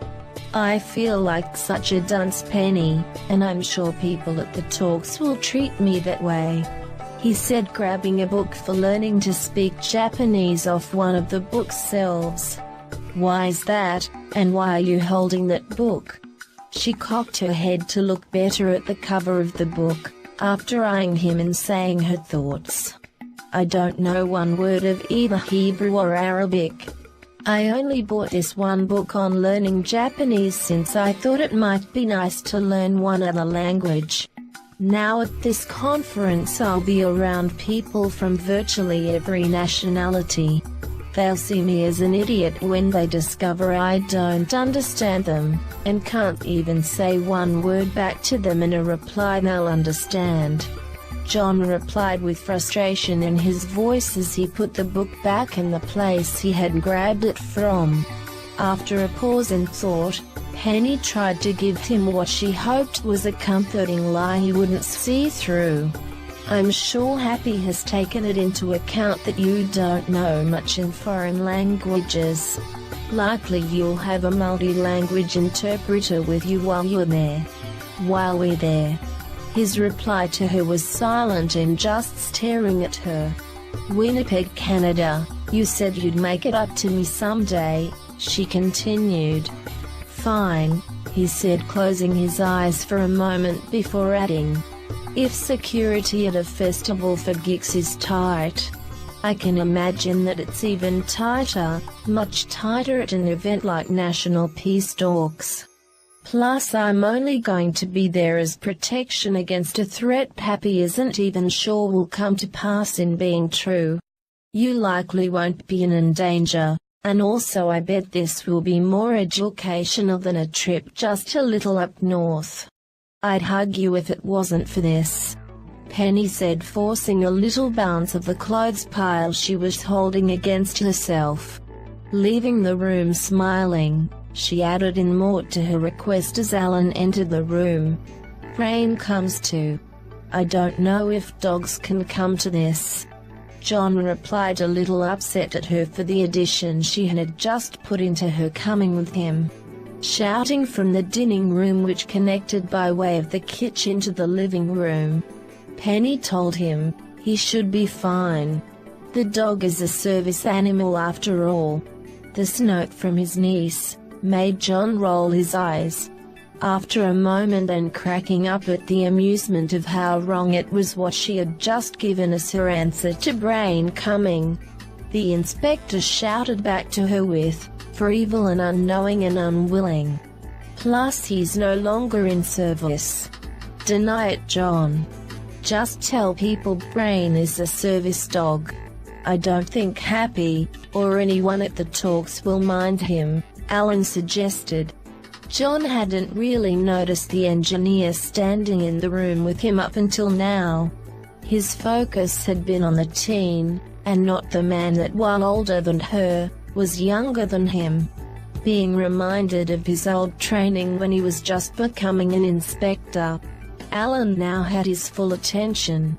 Shaking his head no, John complied. "Why not? They are like glue to one another." "That is a good point, and why you have to take me along as well," Alan eagerly said and motioned, whipping a finger at John as he spoke. "We aren't like glue, Alan," John replied before starting to walk towards the dining room.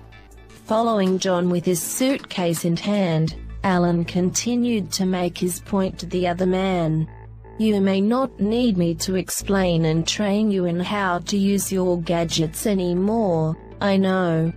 But you still need me for maintenance reasons.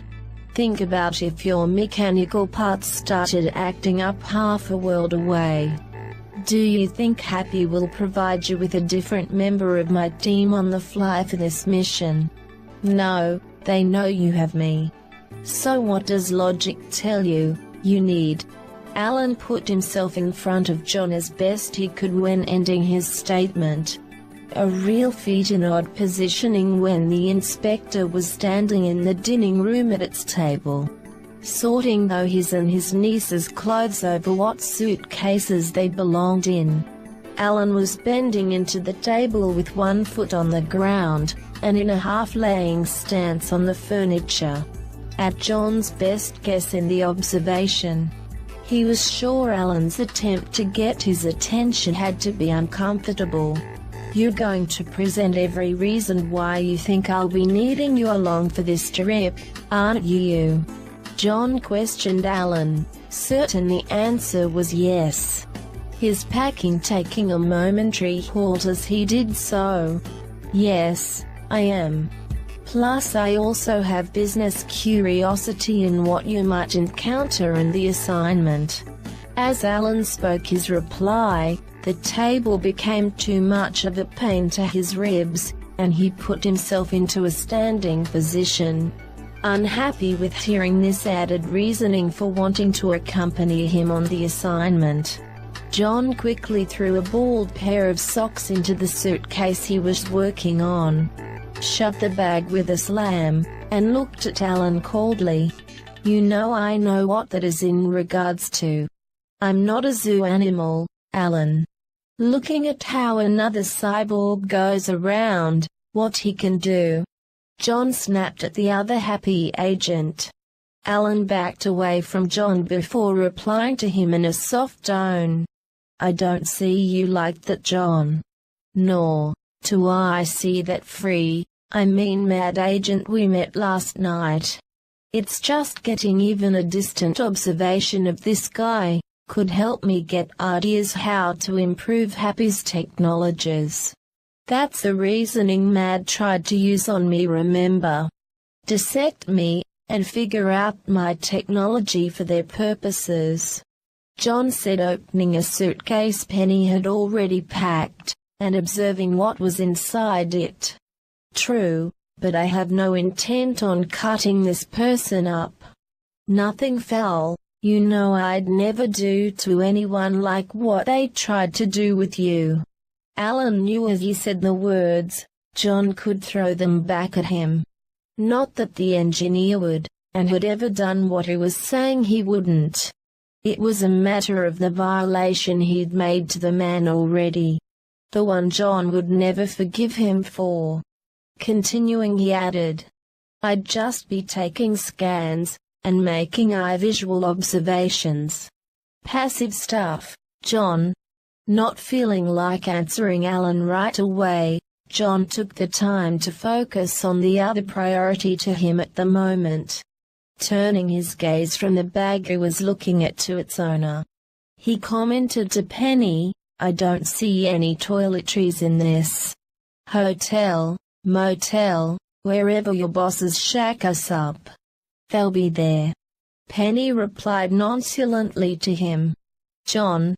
Alan had to know where he stood with his co-worker then, at least where he thought he did. Only hearing a yes or no to him being allowed to come on the trip would confirm the man's thoughts about him. The engineer hoped that what the man had seen as an off-color remark, a mistaken wording Alan had thought nothing of, that it was now not a permanent block in their working relationship and friendship as far as that went. Now feeling like he could face Alan, John finally answered him. "Mainly for the first reason you gave me, why you need to come. Yes, you can come too. As far as your other reasoning, you don't bring that up again to me. You got that?"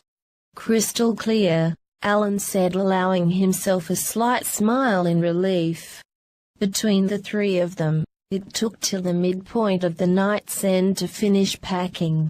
Sleep was a matter then you had to wait. No breaks could be taken. The charter flight chief Quimby had made arrangements with Happy about, wandered them at the airport as soon as possible. A sign from the protection agency that what the inspector was about to undertake was of the highest standing to them as a mission of importance. Chapter 7. Having forced the hands, and later quieted the mouths of some of the agents working as intelligence operatives for MAD, Terry discovered the information he needed on the inspector. that he was going to be protection for the very people the mad agent was seeking to enrage and even destroy if necessary. After having uncovered this information, he did a new act of intimidation to force his colleagues to keep their mouths shut about the query. The query that if his supreme boss Dr. Claw found out about could land him in hot water. That he was looking for the happy agent that he'd personally told Claw he had finished off. That had earned him his new rank and an alteration to himself. He knew in the afterwards to it happening, he should have foreseen coming. He was now a cyborg, and when equipped with gadgets he was sure were much more lethal than what the inspector had. With one of his new internal accessories, or more accurately 5 of them to each hand, he had intimidated the lead intelligence agent who had worked for him, not to tattle on him. The threat being what he could now produce from either set of the ends of his fingers.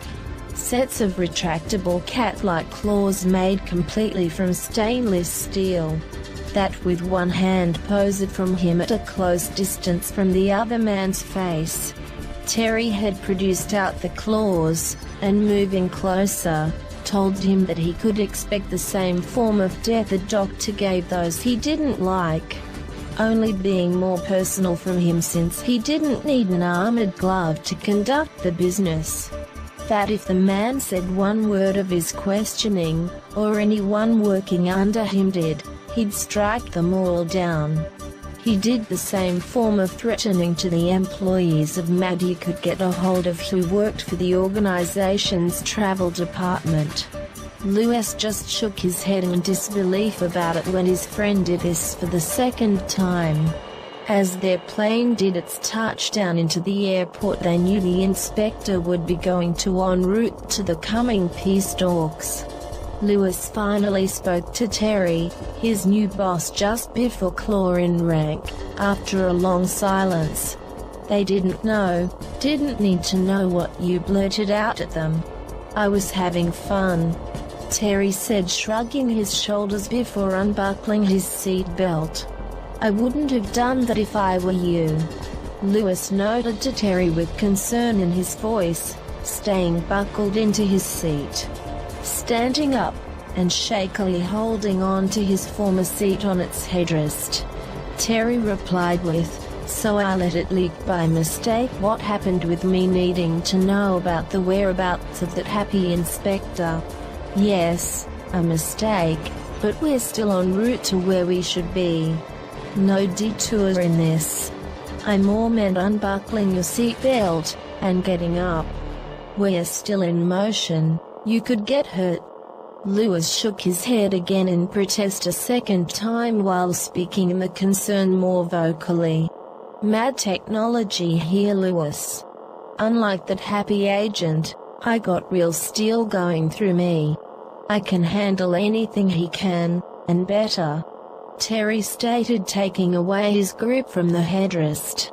Then emballing one fist that with the arm attached to it, tried to flex the combination of metal and flesh under it. The arm bent into an upwards L shape. The hand to the other arm, patting the other's biceps brachia at the same time. Would you like me to test you being different than Hayward by shooting you with my ENP gun? Lewis asked while looking out the window next to him. The scenery being watched by the man, of the rapidly moving by tarmac of the runway, slowing down. The view of seeing other planes and jets taking off and landing nearby, becoming easier to view. Try it, Lou. Nothing can take me down. Terry laughed in reply. When the plane came to its assigned gate, coming to a halt, Terry learned a lesson.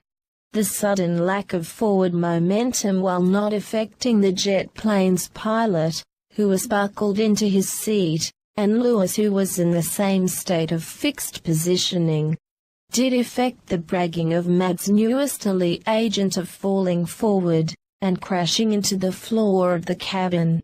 Shouldn't it have taken longer to get to Tel Aviv? John questioned the charter plane's pilot, as he walked down the aircraft's small ramp, towards the ground. "Pit stop, Inspector, this plane can't make it all the way to Israel on a single tank of gas." "Heck," the pilot laughed at the comment he'd heard relayed to him from second-hand sources. "What heck?" To whatever it was the man found funny, it bothered the inspector that the laughing had started midway though explanation. "Heck you, I'm told you wanted to drive your car all the way to where we're going. You told your immediate superior you didn't think the car had a gas tank that could make it." By the end of the explanatory statement, the man was rolling in his seat in laughter. One arm now part ways out the window of the plane's cockpit, and his face nuzzling against it, muffling the sounds of his hysteric reaction. Penny gave her uncle a light push to encourage the man to meet the bottom step, and off the ramp as he paused to add, "It's also a hovercraft.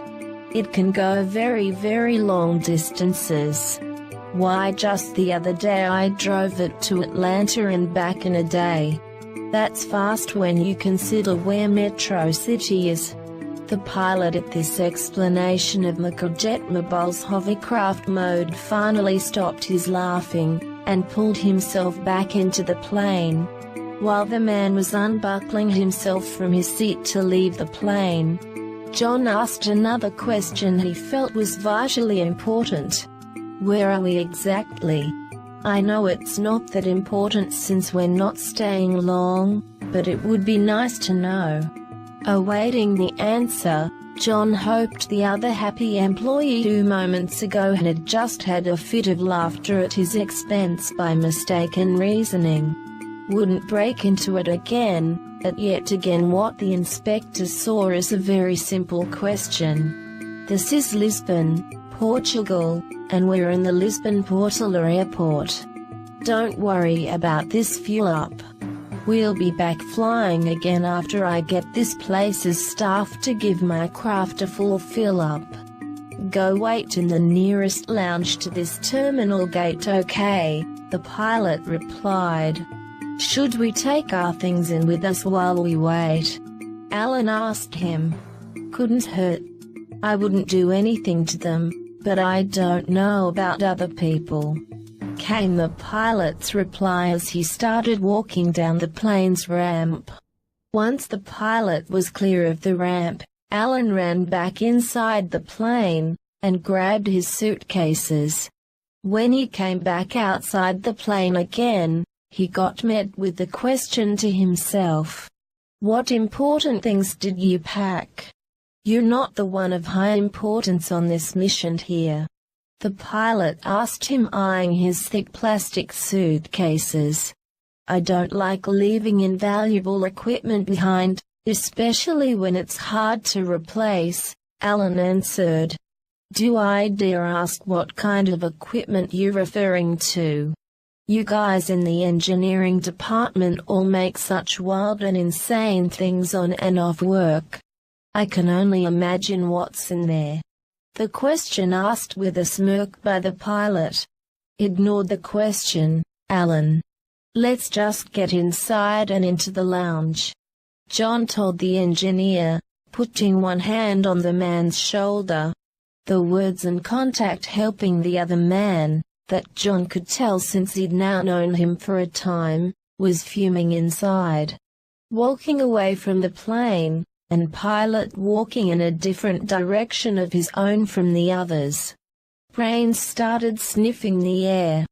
Penny took notice and assumed she knew the answer to the dog scent query. "It's another country, Brain. Different sense, that's all. Come on," she told the pet as she motioned for him to follow after her more closely.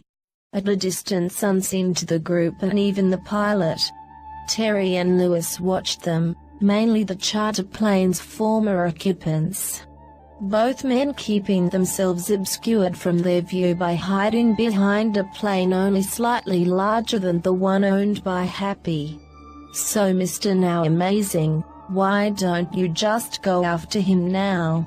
Just be done with it," Lewis asked in an almost mocking fashion, turning his attention away from the former guests of the charter plane. Terry looked at the aircraft they had been in, an idea forming in his head over the next action to take. As he watched an airport employee walk to the plane carrying a fuel hose to it, then shortly start signaling for another near him to start the pump. The idea the elite mad agent had grew as he watched the airport employee fuel the plane. The gas, or lack thereof, would be his way to ensure things happened.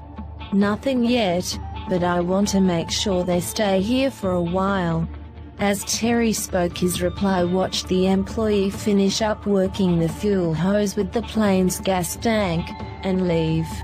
Once the man had left the plane, without catching sight of Terry or his partner, he ran over to the plane owned by Mad's counter-organization, being just a little more cautious in his actions. Lewis followed his friend over to the plane, walking as he did so, all the while turning his head around looking to check if he was being spotted and hoping not to be at the same. Luck, he felt at that moment, must be on his side, although on the side of his new commander just below Dr. Claude to him. He wasn't sure about that. Terry, he felt, wasn't totally thinking through his actions. That while he'd had poor luck dealing with the inspector in the past, he felt that the happy agent could have been holding out on how he handled the man. Lewis guessed the first gadget-loaded cyborg working for the wrong side might just view the mad agent like a large adult vicious animal around the young of its own kind. That while a well-capable killer, he knew not to strike one less fearsome and younger than him. The enhanced human knowing not to swat down the more simple, normal human. Furthering this line of reasoning to guessing Inspector Hayward's set of morals, Lewis made an easy bet that if Terry had been a cyborg back at the convention, last time he had encountered the inspector would have torn into the co-worker, and he'd have lost his best friend. Watching Terry uncap the gas tank from the happy-owned charter plane, Lewis now knew what his plan was, at least what he had spoken of before running to the aircraft. "You're going to stall them from leaving by draining the gasoline out, Terry. They'll just refill it again. Heck, think about it.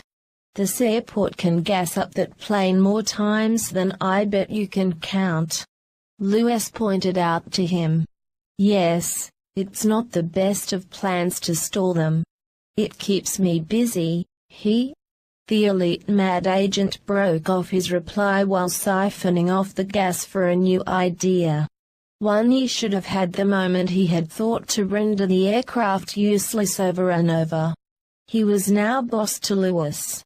He didn't have to do that one form of dirty work. "Lewis, I have a job for you. I now am starting to get a better idea how to deal with taking out the inspector," Terry exclaimed, grinning and motioning for his forced subordinate to take his place at the plane. Chapter 8. After only a short time of patiently sitting in the lounge nearest to Gate 86A, the pilot of the charter plane for Happy gave the group unwanted news. "We can't get back in the air. Something is wrong with the plane," he told them, greatly concerned. "The ride felt fine on the way here. What could have happened to it?" Penny asked the pilot, her attention shifting from her tablet computer that she had been reading thanks to her dog's input, to the man in the room's doorway. "It seems to be leaking gas somehow. Anyway, this is going to take a while for us guys, meaning myself and those working here. It's going to take us a while to get this straightened out. You might not want to stay here long unless you're comfortable in this room," the charter plane's pilot replied, with the worry rising in his voice. "How long to guess?" John asked while taking hold of his normal-to-work wear of a long coat, in straightening its front and reflexive habit. "I say find a hotel. This isn't normal, and that's just a good precaution in cases of unknown aircraft malfunctions. Happy should be able to cover the bill of wherever it is you find a place for the night." After making the suggestion to the group, the pilot added, and with a higher sounding emphasizing on the words that followed quickly after, "if needed overnight." Finding a place wasn't hard to do. What was hard was procuring the place minus understanding one word of Portuguese. None of the travelers knew a single word of it. John took that fact the hardest as he stood at the check-in desk of the Altis Park Hotel. While he was attempting to communicate with the staff, and having his worst fears come to life, he'd voiced to his niece back on the outskirts of Metro City. The young lady on the other hand was finally obliging the attention she had noticed of a boy seeming to be around her age.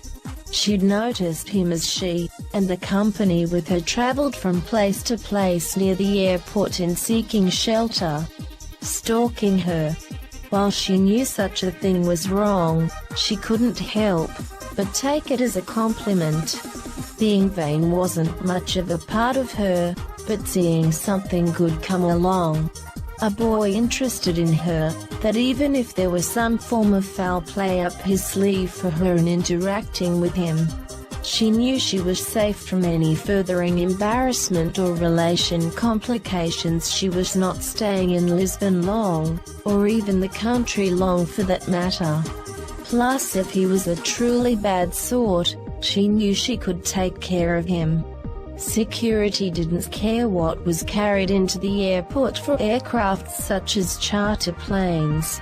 Her favorite protection of her wooden M110 Eastern softball bat was with her today. "You've been following me, care to explain?" Penny asked the boy with a coy smile.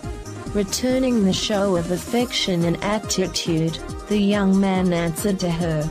"Sim, eua. Mas assume por causa eu encontrei-te bonita, e faria gosto de para o seguro te para fora." Penny twitched her expression in shock and embarrassment at the answer. She should have known better. Lisbon, the country's capital or not, Portugal was not a primarily English-speaking land. While America was known as the world's melting pot, Portugal had a much longer history, but that cultural mix didn't have the same type of integration. It was there. "Yes, I have. But only because I find you pretty, and would like to help you out," the boy repeated, touching one of Penny's pigtails, grinning as he said the words in English this time. "Why didn't you say that? I mean, why not English first, since you've been following me? Surely you've noticed I'm not from around here," Penny said, surprised, backing away from him a little. "It is clear you're an American. Your accent, I don't know from where in the States you're from. But I'd like to show you around here while you're here. Also teach you, my tongue." The teenage boy was acting sly as he replied to the girl, and Penny knew that. She also didn't care. This whole trip's focus wasn't on her. She was baggage that had wanted to tag along. He was a surprise and a distraction. Also, while his actions towards her speaked of not being totally innocent, she at least now had a better idea what was going on. This was something she'd let him pursue. "I'm from North Dakota. Let me ask my uncle if he's okay with it." "Okay," Penny said, playing lightly with the pigtail he had been touching a few moments before, turning her attention back to the check-in desk. Her uncle and his co-workers still standing at it, now making headway into securing a room in the place. She noticed Alan had his attention fixed on her, the look from the engineer being one of concern. As she approached the two men, Alan spoke his thoughts. "I don't think it's a good idea to go wandering off, Penny. We aren't staying here long likely, and he doesn't seem well honorable if you get what I mean. You're just saying that since I'm 16. Alan, I'm sure he's fine, and if he's not I can take care of myself." She replied to him with a touch of anger in her voice. She knew that her age made her a target by adults to question every action she took. That didn't mean she didn't know what she was doing, a matter that more than once she had tried to point out to her parents when they had been around. Plus also to her uncle once she had moved in with him, and actually started to care what he thought of her actions. "We'll see about that," Alan stated, as he started tapping John for his attention to be brought to the new matter at hand. "Room 440. We're booked in there now?" John questioned the lady behind the desk. The hope she fully understood him racking his nerves as she was now the third employee he'd spoken with at the check-in counter for lack of him and them understanding each other. He turned to Alan after he asked the question. "What is it? You know I'm having a hard time with this," he asked Alan in frustration. "Do you approve of your niece running off with strange guys in foreign countries, John?" Alan asked as Penny scowled at the engineer. "This would be a first, and I must say I don't think highly of the idea," the inspector said, turning to look at Penny and the eye. Her expression even to him, being unchanging. "Uncle John, I can handle myself. Everything will be fine," she said coldly, putting her hands to her hips. Feeling the need to defend himself among other thoughts, the boy approached them.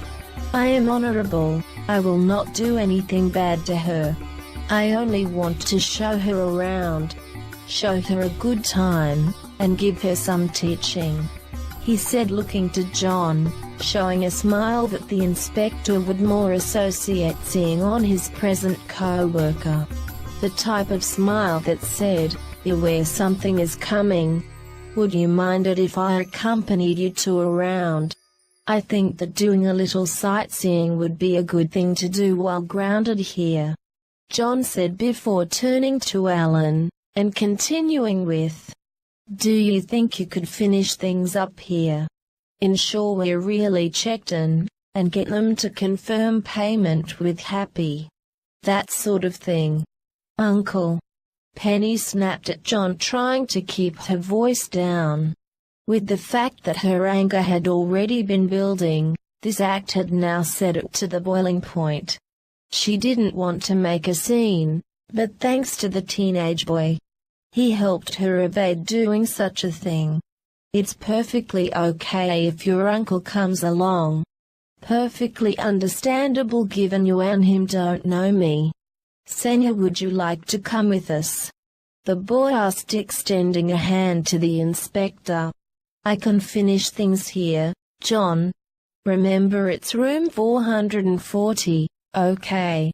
Alan finally replied before turning his attention to the check-in desk. Then started talking with hotel staff behind it, which the other Happy agent had been speaking to previously. Brain attempted then to get in on the action too at the desk, by moving on to his hind legs, with his paws of his front legs on the counter. The puzzle being finally cracked of communication, a matter he refused to miss. Taking the boy's hand, John shook it in a fast action he hoped came across as friendly. "Yes sir, I would like to come along with you and my niece." Chapter 9. Kind of a deceptive sounding name, isn't it? John questioned openly, directed somewhat at the local boy escorting him and Penny. The question not so much being as it was, but more meant to be a statement. In the name Lisbon International Fair, he had picked out the word fair, and assumed it meant they were passing by a fun-to-be place. Learning it was an establishment meant for companies to conduct business affairs, not a large sprawling outwards place of amusement, came as a disappointment to him. Passing by the large multi-building complex, the boy replied a little annoyed, "I guess you could view it that way, but that's not what I want to show you to." Before continuing the reply, the local teenager looked around him in a manner he hoped came across as casual, his eyes trying to find a lock on something he wasn't seeing. Which was to be expected, he guessed. He knew he wasn't where he should be yet, but that didn't stop his hopes. When his gaze met the man's knees, he held the stare, and smiled at her. "We are going to the Living Science Center, just a short walk further away. If that is not to your liking, then maybe we could go to the Vasco da Gama Tower," he added, finishing what he had been saying. "The only other language I know is a little Spanish, considering which country is right next door." Claharia said Gran. Claharia said Gran. Penny told him, questioning her knowledge and repeating her words a second time if they indeed sounded right. One of her hands, moving on top of one of his. The gesture from her to him, she needed assurance she'd not made a mistake. "When you said wood in Spanish, it didn't sound right. But it came close," he answered back, patting the hand of hers which governed his hand not taken. An act which didn't escape John's attention of the young man. "Does this Living Science Center have animals in it? Because if it does, I have to warn you fast, I don't like snakes." When John spoke his mind to the teenage boy, both him and Penny caught the meaning of the words beyond their literal translation. Now Penny had enough of the man's protective nature. "I don't think you'd like it in any case, Uncle John," she said coldly while tugging the boy in the direction they were already heading in. A slight shock to the younger male, but an unexpected change of actions from the young lady he felt he could handle. Forcing his way out of her grip, he took needed initiative over the matter. Suddenly, for the first time, he looked at the girl's uncle quite seriously. This came as a shock to John. Wanted, yes, that the boy was no longer in contact with Penny, although somehow it don't measure up right. Why it had happened, though, that the boy continued his pursuit of her, but with more consideration to him. "Senha, I am sure you will be fine with the wild caged animals there. Please continue being with us," the boy requested of the inspector. John shook his head to the motion of yes in agreement for the continuation of the joint excursion. Worry still present, but feeling better about the boy now that he'd insisted the happy agent stay with them. Maybe he thought it could be unfounded the way he was thinking of the kid. After all, how much did he know about the behavior to be expected of this culture's people? Watching her uncle act agreeable with her now, and she liked to think her new friend, Penny started to feel that despite the trust she was trying to exude on multiple fronts, them being of establishing it between herself and the boy, plus also that between herself and her uncle, trust she'd after nearly a year living with him, she knew he still didn't completely have in her. She felt she might be making a mistake now, and one that she could not back out of. It was true what the boy had told the inspector. What wild animals were being held at the Living Science Center didn't bother him. Although unknown to him at this moment, other animals in the place were moving about uncaged.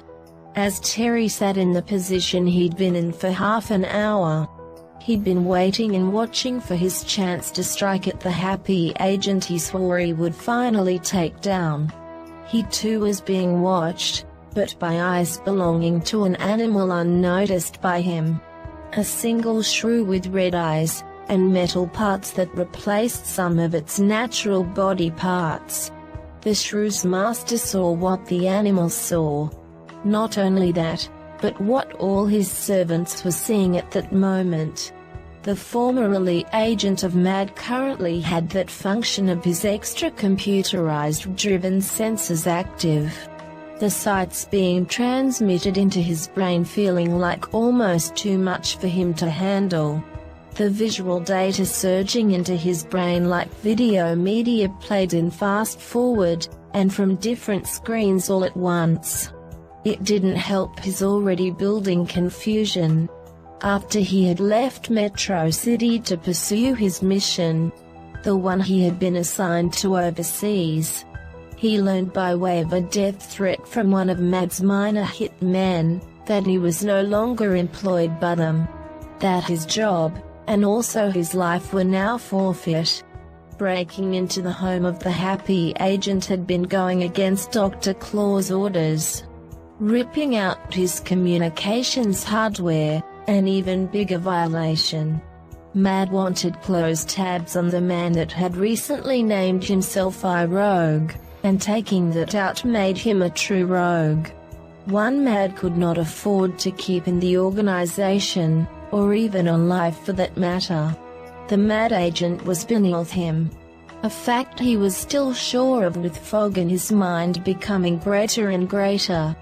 Due to the fact the MAD agent was not high-ranking, it meant he could not have been of real importance either. Those that meant nothing to the boss within the company, meant they were done for. Just like him, but he wasn't ready to be done in. Nor was he going to let it slip by him. The person threatening him, ready to kill him, had virtually the same status. Dealing the death blow to the hitman wasn't hard. All it had taken was a quick step forward, and a slash across the jugular using one of his saw blades in its active mode. The newest member of the elite was readying himself for action.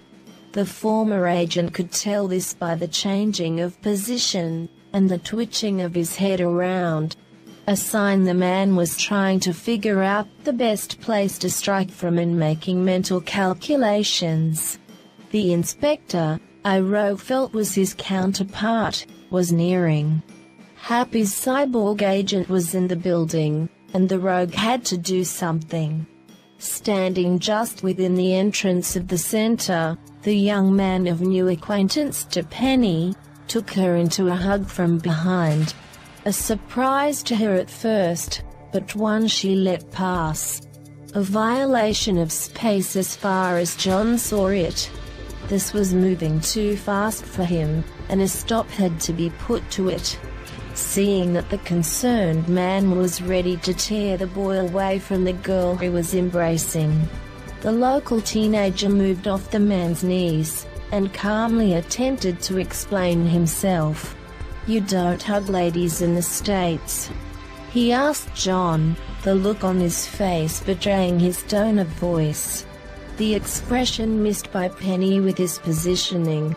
John was sure his positioning had to be on purpose, and snapped finally at him. "We need to talk. You need to lighten up," Penny told John in as stern and frank a way as she could. "Maybe somewhere alone. I don't want to upset your niece further." The statement when the boy made it came out sounding serious, and not at all suggestive of foul intent. Finally John thought maybe action the kid could be trusted on, but he added in further thought. An action which had to be followed through with. No cultural misunderstanding here, he hoped. "Penny, you stay here." John shook a finger at her, and then pointed to the ground at her feet. Continuing his reply, he turned to the boy. "You know this place?" Where would this talk be best? The happy agent inspector could barely contain his rage as he finished the question. I know a little spot not far away, come on, the boy said, trying to contain his emotions. He enjoyed it that he didn't have to deal with what the man did for much longer. He had done his job most of the way, and had fine results so far of it. He had pissed the man off, and now he was about to get the agent away from his relative. The emotion the teenager had to keep in check from surfacing. The joy that accompanied anticipation of completion, and payment for his service to Mad. He motioned in a wave for John to follow him away from the entrance, and away from Penny. Is it okay that we're in this place? It looks like the kind of area only reserved for personnel. John questioned, looking at the sign on the wall behind him. The sign reading no entry beyond this point unless supervised. No food or drink allowed on person. The idea, he was sure, meant handlers only. Bring in food, and your food. That guess coming from seeing an enclosure for jungle cats when he was outside the building that connected inwards. That's a good question I've never thought about before in this area. How about I go ask someone that works here? Okay. The dean answered, but as he started to leave, the inspector added new words to comfort him. Pointing in the opposite direction they'd come from, he continued with, "Staff, I'll find that way. Not in the direction we came from where your niece is. Just hold tight here." Feeling it could do no real wrong, John leaned up against the wall behind him, and put his hands in his pockets. His attention drawn back to the sign once more after seeing the boy lead him. Wild animals, wild boys, unknown aircraft errors, this isn't my day, John said to himself, sighing, talking in a low tone. Terry, in position now, readied himself to fire his gun. Only shot one at this point in time had been fired. He felt sure he didn't need real practice despite that. It was after all a part of him.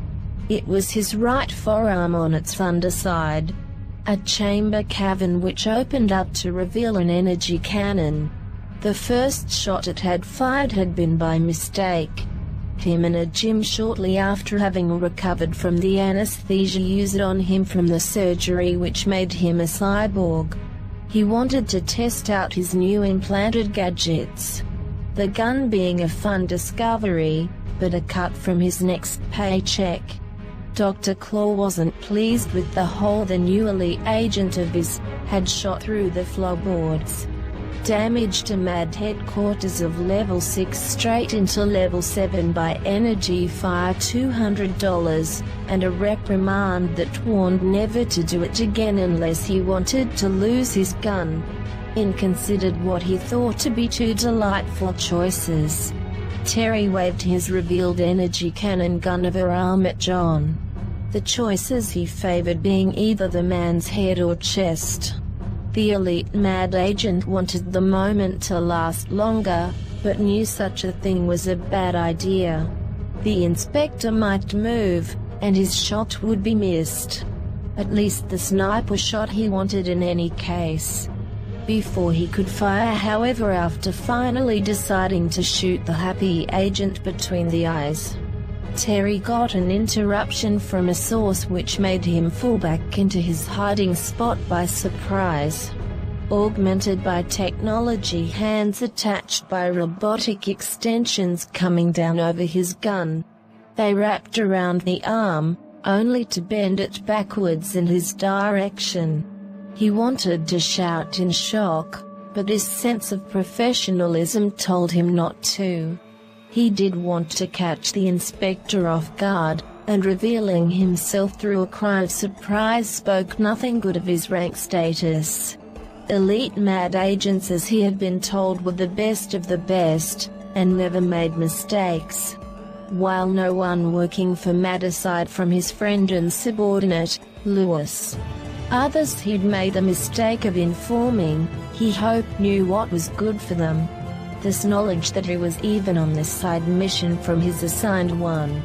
They wouldn't know, but he'd know of the shout. Just as that mere fact would tarnish his self-image in his mind. So simple way to dispatch of the Gadget man. I think to do something more clever if I was in your place.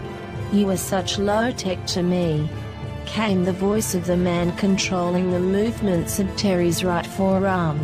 The current elite mad agent looked up finally, and saw his interference. A different cyborg that from his menacing appearance given, Terry was sure couldn't have been a happy agent. Who do you work for? Terry asked, puzzled, looking at the other cyborg. He felt sure of his guess being right, that the man didn't work for Happy. Mad, another elite agent like himself. He remembered hearing co-workers mutter about another elite agent. One that went wrong, and had to be dismissed by the organization by its normal extreme methods. Was this that fabled agent? The mistake one that in some of those mutterings had his mission. He tested his theory. You're the one I'm replacing, high tech or not, you're not fit for duty, Buster. Lay off my gun arm, or I'll blast you off. Terry threatened the unknown assailant. In the wait for the teenager to return to the spot he'd left John, the inspector was beginning to feel it might be pointless. The kid might have just left, and forgot about him there. Worse yet, the kid knew how to return to his niece minus using the route used to get to where he was. As mild fear started to take over John, he left the post for waiting for the teen. Walking or even running back to Penny, a feeling he was trying to fight, but knowing to a degree was justified. Your quarry is leaving, a rogue exclaimed as the former mad agent saw John start to walk away. His position abandoned from where he'd been standing, and leaning against the nearest wall to him. Cursing, Terry fought to regain his right arm from the rogue, and won. The battle not an easy victory in strength. The former mad agent, Terry learned, was his match. An odd and chilling thought when he pondered it in depth. He had been weak his whole life until Mad had transformed him into a cyborg. This man, with having the same strength he did, told him that if it wasn't for how the fight to regain his arm had ended, on the fact he was sure the rogue had given up. Terry knew Mad likely had given the former agent equal strength capability. That was what was odd. Two mad agents matched on physical ability. Something he'd never been witness to with other agents. What was chilling was not knowing why the rogue had given up the fight. Terry dropped down from his perch on a short wall's roof, which thanks to aerial lighting was hard for people to see.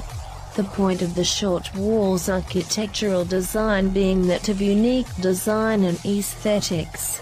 It had worked for him. What had not, was its closeness to the metal grid of rafters which lined the ceiling, that had concealed the rogue. Darkness even he had failed to notice. John missed Terry's energy blast by inches. The surprise of impact hitting near him, however, throwing him off his balance. He fell to the floor, and quickly turned around to see what had caused the blast. Seeing Terry was a shock, but one that didn't strike him with much wondering. What truly shocked him was seeing the gun sticking out from the underside of his arm. Another cyborg in his presence. The gadget-loaded inspector was starting to feel less unique now on his status in medical science. As Terry aimed to fire again at John, the mad agent got his own shock that got shared also by the happy agent as well. Of that from out of the darkness from which Terry had sprung down from his concealment. on the same form of robotic leg extensions both the elite Mad and Happy agent had. The man who called himself iRogue stepped down into the hallway's better lighting. The inspector noticed the unwelcome guest to the scene taking place, before Terry did. Terry noticing only when it came too late to stop what was taking place. Opening the door in his chest, iRogue released his servant army. The words he spoke as he did so being what jogged Terry's attention to him. "You are my quarry." It went by quickly. He attacked the shrews mounted on Terry. John ran at iRogue, his intent being to get the other man to stop the attack by force. He knew the others somehow controlled the rodents, likely through radio transmission. This crime, unlike the last the rogue had committed by breaking into his home, would be punished. No hesitation this time, and failure to do his job right. Hitting the rogue with as much force as he could. John found out didn't faze the other. The partially animal, partially machine shrews continued their attack on the mad agent, now in the throes of screaming and pain. John's added demand of asking, "Call it off," also still having no effect on the acknowledgement iRogue showed to him. What did faze the man, or at least get him to comply with John? Was the inspector attempting to deal out enforcement of the law on him? Not feeling like using his third arm to its full extent of existence, John opened up the plate that normally hid it, and with one of his first given normal arms, if they could be called that at all, took the set of handcuffs held in the fully robotic arm, and tried to place them on the rogue.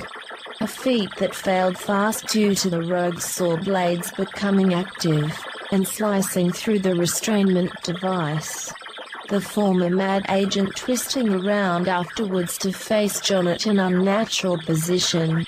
His spine, if it was still his birth-given one, would have snapped at such an act.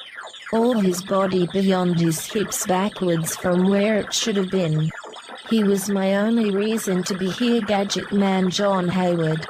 Until our paths cross again, iRogue wish you bad luck," the rogue stated as he reopened the portal secured into his chest, which normally held his army in containment till needed. The army, his servants, the ordered shrews given to him, and his alteration to being what he was, started to return to him then. They ran off of Terry lying on the ground. The fallen man twitching spastically with no signs of control showing in the movements.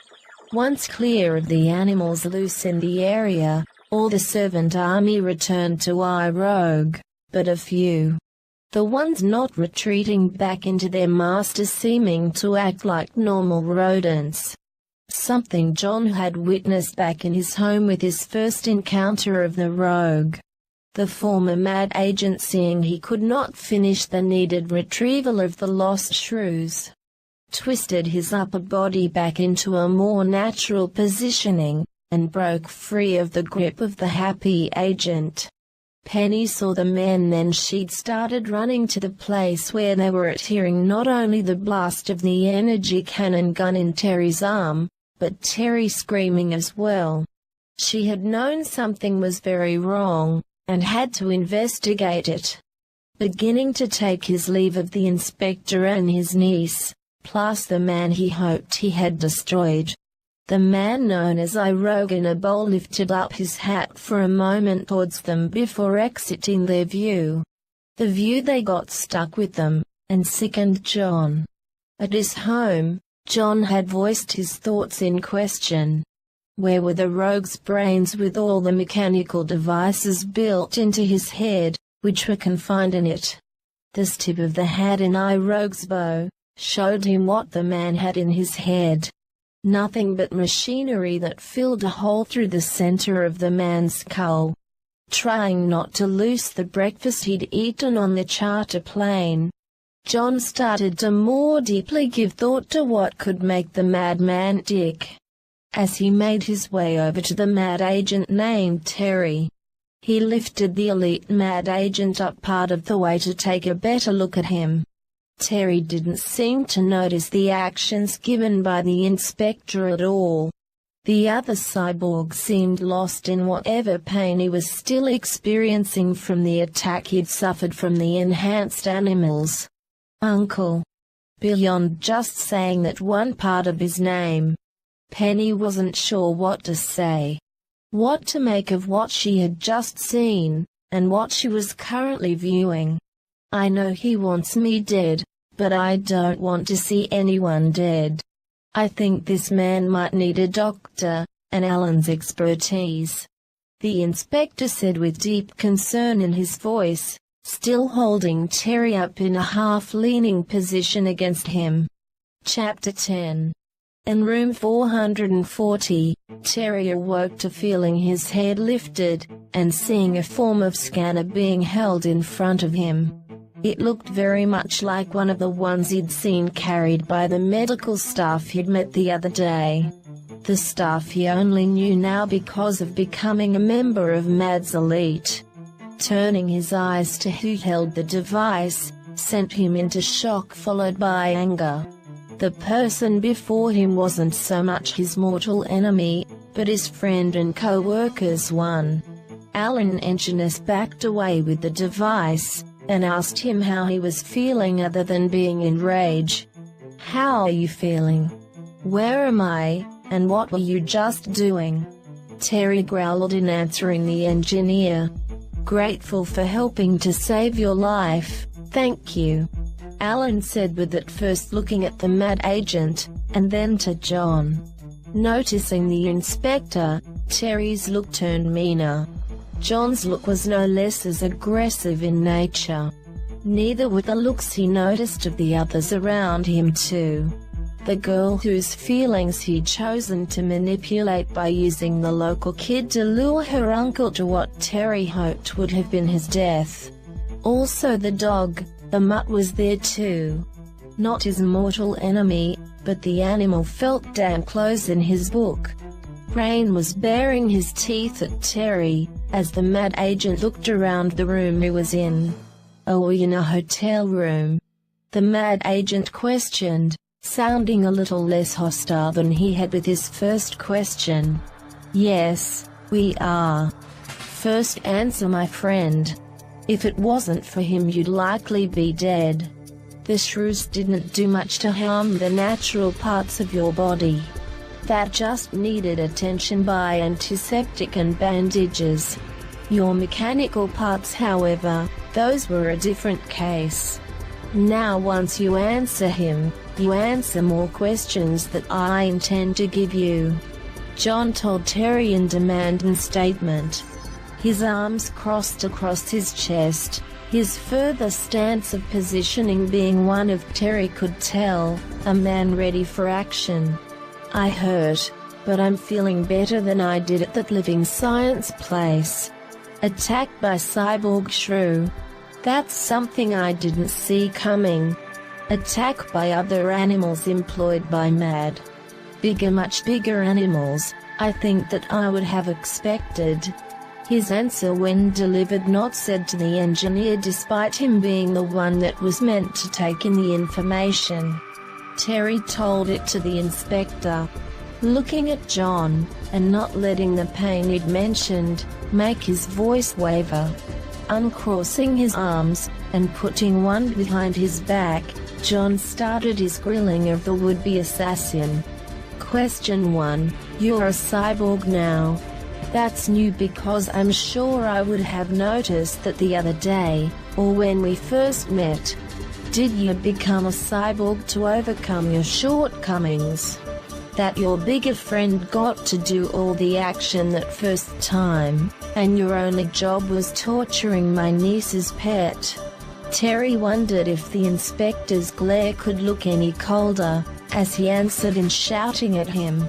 "I had my job and Lewis had his. Now I can do what he can and better." Question 2. That was a second attempt on my life back in the Living Science Center. Do you have something to do with the boy who led Penny and I there? That left me where you tried to strike?" John asked, getting closer to Terry as he did so.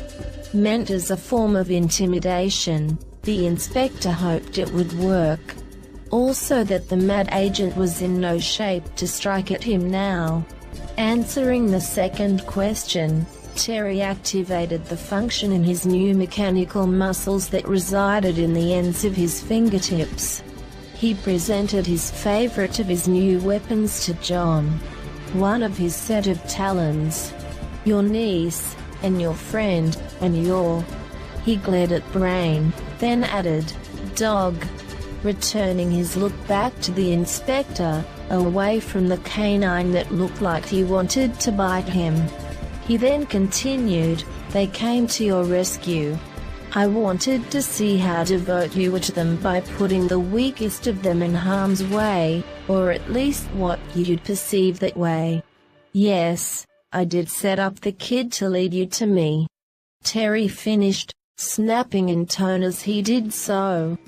"Do you think those scare me?" John asked, indicating and glance at the talons. The elite mad agent was showing on one clawed hand at him. "It works on others. How about you?" Terry stated, and asked, the man's metal-tipped fingers drawing closer to John as the question part of his reply came out. John's reply came out without words, but in answer Terry understood. The gadget-loaded inspector opened the containment ports on one arm and hand, to show to the mad agent what he could do if he wanted to. Terry didn't fear seeing the watch, UV light, third brain sensor, or even John's Swiss Army gear. What he did fear was what he recognized as the man's non-active at the moment laser. "I have another question for you before I call into the local police to take you in before Happy arrives. I called my employer before you woke up. Question 3, are you planning to do any form of foul play at the PAX Fusion talks? Any kind of criminal activities there?" John asked Terry, not wanting to further explain himself. Also not wanting to deal with the man anymore. A reminder of failure. The elite mad agent went for the inspector's throat, attempting to choke him. John let out a small laugh at the act. The grip of the other man's hands not hurting his windpipe at all. Putting his robotic extensions in his upper spine into action. The inspector extended his neck well beyond what any normal person should be capable of, and talking with his head raised over the mad agent, exclaimed, "Honestly, how dumb can you be? Your boss once tried to kill me through his idea of normal means. A normal human, yes, would have been killed by the crushing and grinding action he tried, but I have metal under my skin. That counts my neck too. You're cyborg, Terry Skinny. Surely you understand your new strengths and weaknesses now." By the end of the commenting, John's arms had also extended themselves well beyond their normal length. He was trying to break free of the elite mad agent, and having a hard time of it. The reason being as Terry now was his match. The other man had the same ability as the inspector. Terry could extend his limbs as well. The fight not being one the mad agent wanted to lose. This had become more than a matter of his failed job. It was a bigger matter of pride than he had first looked at it as. Inspector Hayward, the first true cyborg, had to die. The happy agent that seemed to mock his ability to do any job right, had to be finished off. Watching the bizarre-looking scene from what the trio considered to be the sidelines. Penny, Alan, and Brain were clear of the action taking place before them. A fight Penny wanted nothing to do with, since she knew she'd only get in the way, and likely hurt. Brain felt otherwise about the battle his co-master was fighting. Knowing her pet all too well, Penny held on to him and his collar to keep the dog at bay. Alan knew he could help, and removed from one of his vest pockets his gape. Noticing the action of the engineer tucking the gape into the collar of the back of his shirt, Penny finally commented on what was taking place around them, and cautioned to him. Truly grateful for having his life saved, isn't he? I wouldn't do that if I were you. They seem matched, and you know what Uncle John can do. Penny, I don't think villainous people ever are grateful, Alan said, ignoring the second half of the girl's words. Starting to come between the two bionically augmented men. Fearless with the fact he knew no harm could befall him, Alan broke into the fight, trying to force Terry away from John. Terry's reaction to the intruding happy agent over the one he was fighting made the scene turn worse. The elite mad agent revealed his energy cannon, and fired it. Alan, being impervious at the moment to the impact of harm, got a different result than death by this. He got shot into and through the door to the hotel room, wood splintering, and falling out into the hallway with the man as he left an oddly shaped hole at his size through the forced exit. Knowing this meant she definitely would come to harm if she stayed. Penny, watching the mad and happy agent locked in battle, carefully made her way out of the room. Thanks to the happy agent not in the combat zone at the moment, she didn't need to open the door to the room to leave. She used the hole he had provided. Rain followed her with the same air of fear in his thoughts. He may have wanted a piece of Terry then, but he knew better than to attempt it then. Call the police, John shouted, the sound well making it into the hallway. His family and co-worker, taking note of the demand, getting up from the floor, and rubbing himself pointlessly. The normal thought one should have been hurt being knocked through a door. Alan asked weakly at first, but stronger by the end of his question. Can I do anything more? Added to that John. I'll call the police, Alan. Hopefully someone at the station will know English, Penny said, looking between him and through the hole into room 440. The battle inside it still raging with cursing, and the added sound of furniture breaking to top that. The men inside the room in such a scuffle, Penny wondered if anything of the place would remain intact at its end. But I want to help, Alan replied, watching the fight too. At least what he could catch of it. To the same as the girl and her pet. The engineer was only catching sight of what of the fight fell into view from through the hole he'd made. The tech-happy agent's thoughts not only being of what he'd spoken, what the teenager was thinking, but also of his and the inspector's employer. Would Happy cover the costs of the damages being inflicted to the hotel room currently being demolished? We all know that, but you can't do anything beyond being a repairman, Penny told Alan as she started acting antsy and standing where she was, one of her hands reaching into a pants pocket as she said the words, grabbing onto the cell phone. Alan continued looking wide-eyed into the hole leading into room 440, one of his hands starting to fiddle with part of his gape, dialing what she hoped was the idea of 911 for the country. Penny, looking at Alan, looked around them further. She noticed that the commotion of their former room going on had attracted the attention of some of the hotel's other guests. To top that, some of them was staring in her direction, although she made a bet it wasn't really her they were looking at. Take off the gape, Alan. People are staring at you, she insisted as she waited for the dialed number to be answered on the other end of her call. Yeah, I'll do that. I think I'll check on our flight. get more and hopefully updated information from the pilot. His words coming out softly. A lie just said. Not of checking on the charter plane and speaking with its pilot. That lie being removing his cape. With one look backwards, Alan saw the girl start to attempt to talk with the area's local authorities. Then adding another look, he noticed people really were looking in their direction. Starting to move away, he noticed they were in fact watching him more. This note of observation sinking in, but not a discovery he felt the need to socially correct.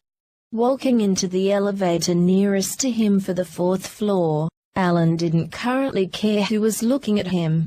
What they thought of him. He wasn't sure he thought anything of that too. What was he worth in this foreign land? The answer, he pondered, likely meant little more than what Penny had just told him. He was a repairman. That was the main reason he was even with them. When the door to the elevator closed, leaving just the teenager and her pet in the hallway outside the door with scattered wood in front of it, Penny noticed that the people who had been keeping their distance, now was starting to approach her. Her reaction in seeing this being one she knew she had in common with the adults she was traveling with. That of her uncle's outlook in these moments, and his now no longer present co-worker. Protective fear, these people should stay clear of the danger present. She would try to keep them away from room 440 till more help came. Chapter 11. The staff of Happy working in HQ knew better than to try and interact with Team Launched Bug. Simple reason being it was hard, and they felt it was getting harder the more the team bonded with each other. Normally the staff not involved in the engineering division considered their talk to simply be technobabble. Words of technical meaning not worth knowing unless you needed to for some odd reason. All the teams did this act, but the one named Launched Bug had taken it to a new level. In the team's formation it gained an employee named Von Slickstein, that while being bilingual, the man's native tongue was Dutch, and so more spoke it than English. This common way of speaking to his team members had forced them to want to understand what he was saying most of the time. A really important element they reminded him of cooperating on projects together. The man had a sense of humor at first that the other team members got grateful was dropped after 4 sessions of language lessons. He made them pay to learn words from him. The money idea dropping when he decided he liked working with them, and wanted to play with the other staff using them. Words not belonging to an environment such as theirs, a development and testing lab, then got introduced into their vocabulary from the Dutch representative of the team. The team's vocabulary becoming a blend of normal English. A matter staff outside the engineering division could deal with. The normal edition of technobabble. A matter staff outside the engineering division couldn't deal with easily. Plus an added-in mixture of Dutch combined with what some could only guess was slang in the language. A matter staff outside the engineering division couldn't deal with in full. The combination of the different ways of speaking together into one another. One representative of Team Launched Bug, not at Happy HQ, knew this speak well. Alan was sure he knew one word of what he was hearing or had heard around him. Walking towards the Lisbon Portela airport, he didn't care what was taking place around him. After all, he reasoned, it wasn't like he'd see any one of these people again after today. He was basically a tourist. One of, he guessed, hundreds that must visit the city every day. So what if they thought he looked weird? That guess coming from the one word he'd understood said to him passing by a woman. In Dutch she had called him a freak. He was sure other words he'd heard around him while spoken in Portuguese likely meant near the same thing. Plan on flying somewhere, bucko. An older man laughed at Alan, stopping in front of the engineer to block his path. The happy agent not feeling like replying at first. He was surprised to hear English clearly spoken without an accent. No one except the company he was traveling with had done that so far here. Knowing this person likely was a tourist himself, Alan wondered as he finally worked himself up to speaking, if he'd ever encounter this person back home. I'm going to the airport, and I don't feel like flying right now. This hasn't been the best of days for me so far today. The man's tone coming across somewhat melancholia. The man Alan had guessed to be a fellow tourist after hearing the reply, now laughed harder at his. Nothing more said. He walked now around the tech. Alan watched him fade off into the deep crowd which surrounded them. The city dwellers moving in, off to do their own tasks and errands for others.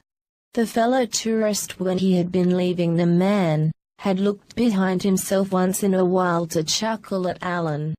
Unlike the other people not speaking to him, that had made an impression on Alan. Being with all the possible insults he'd been told in his walk so far. One he knew for a fact said in Dutch. Now one boldly laughed at him in plain English. The impression the man had left on him was not to talk to these people at all, just to do the task at hand. He achieved this all the way back to Gate 86A of the airport, where him and his company had basically started their time in the country. Forced to, and grudgingly knew he must. Alan asked the ticket check lady at her desk if there was any word of what was going on with the charter plane he'd flown in on. Anything on the plane owned by Happy. At last note, something was wrong with the plane. What? She understood him. She, just like the others he noticed, wasn't sure what to say to him. Repeating himself using slightly different wording, and more sternly, he told her again. Anything on the plane owned by Happy. At last note, something was wrong with its gasoline tank. Regaining her composure at the sight of the man, she turned her attention to a computer monitor before her. The information not presented on its screen, or by request when she tried to call it up. She grabbed a walkie-talkie on her desk, and called for help, which soon came. An employee came to the booth that looked to be more on the maintenance side of the airport staff than the representative side which the lady was on. After looking quickly at Alan in wonder, he started talking to the woman. Alan caught none of what was being said. For the millionth time today he guessed in listening to them, and trying to understand their words. He regretted not knowing the local language. Once they stopped talking, the regret was soon smoothed over. When she finally answered his question in English, "It keeps losing its oil. There are no signs as to why this is happening. The plane is in good shape. Maybe if this mystery persists you can get another plane to take you to Israel," was it. With hearing the known facts repeated, Alan slid one of his hands up and over his face into his hair in frustration. Nothing had been achieved in asking her the question. Looking to her co-worker, he remembered Penny's words to him of what he was. He was a repairman. Likely what this person was. Maybe even without a knowledge geared towards aircraft maintenance, he could still help out somehow. "May I try and help with the plane? There is a chance I might be able to diagnose and fix what is going on," Alan asked, turning back to the woman at the booth. Again not too sure what to say at first, she paused before remembering airport guidelines of circumstances such as this. at least circumstances involving small aircrafts not owned by commercial companies. Despite having never heard of Happy before today, she was sure it was a non-commercial airline. What she guessed she knew had to fit the bill here. Plus it got her to be able to move on to work she was used to handling. Normal passenger jets with normal clientele. The charter plane doesn't belong to a commercial airline. That means if you represent its owner, there is no reason for me to hold you back, sir, she stated with a false smile and a wave for Alan to walk by her, and through the departure gate and ramp, to the outside. As Alan was entering the gate, he heard the maintenance employee talk to the woman with mild laughter in his voice. The Happy agent had it in. He was tired of guessing, and had to know if his guessing was correct. True, he didn't really care what they thought of him. Confirmation of his thoughts of what they were saying was something he felt was now needed. Before I leave you to your business, please in English tell me what you find so funny, Alan requested, his gaze switching back and forth between the two employees. Snickering, the maintenance employee took his leave of Gate 86A, as his co-worker replied, "There is no need to play hero here. We don't think it's a criminal matter. You could get hurt pretending you are Superman or something." Taking in her words, Alan dropped his eyes to the ground. He kept them fixed there, didn't look away from it till he was down the ramp from the gate, and outside. Lewis fell backwards onto the suitcases in the storage section of a luggage tug near the charter plane, closing his eyes. He'd just done his job again, and felt he needed a break. Ever since Terry had his brilliant idea hours ago, Lewis had been siphoning the gasoline out of the Happy charter plane every time it got fueled up. Every time the action was taken, he kept an eye out for the airport staff. To and from the airport's luggage tugs he went, in and out of hiding. Feeling pooped of all his energy, he rested now in the first one he had used for concealment. Hearing footsteps nearby got his attention. From his state of relaxation in trying to keep comfortable on bulky fabric and leather-covered cases, he opened one eye. "The fuelers?" he questioned. Could they be back already? Listening again with both eyes closed now, he tried to picture from sound who was walking nearby him. The sound of the tough fueling hose being dragged across the ground, not present. The mad agent smiled, realizing this couldn't have been an employee he should be concerned about. Now he could rest, and not worry until he heard the dragging noise of the hose being carried to the plane. Nothing looked wrong with the plane, Alan noted, even with a lack of knowledge of what could be viewed as a with aircraft. He felt sure nothing was out of place with this one. Looking out around it, he took in the sight of the large commercial jets which dominated the surrounding area. They too, he was sure if he checked them out, would be like the one owned by Happy. Nothing to compare against for to a hypothesis of what could be wrong.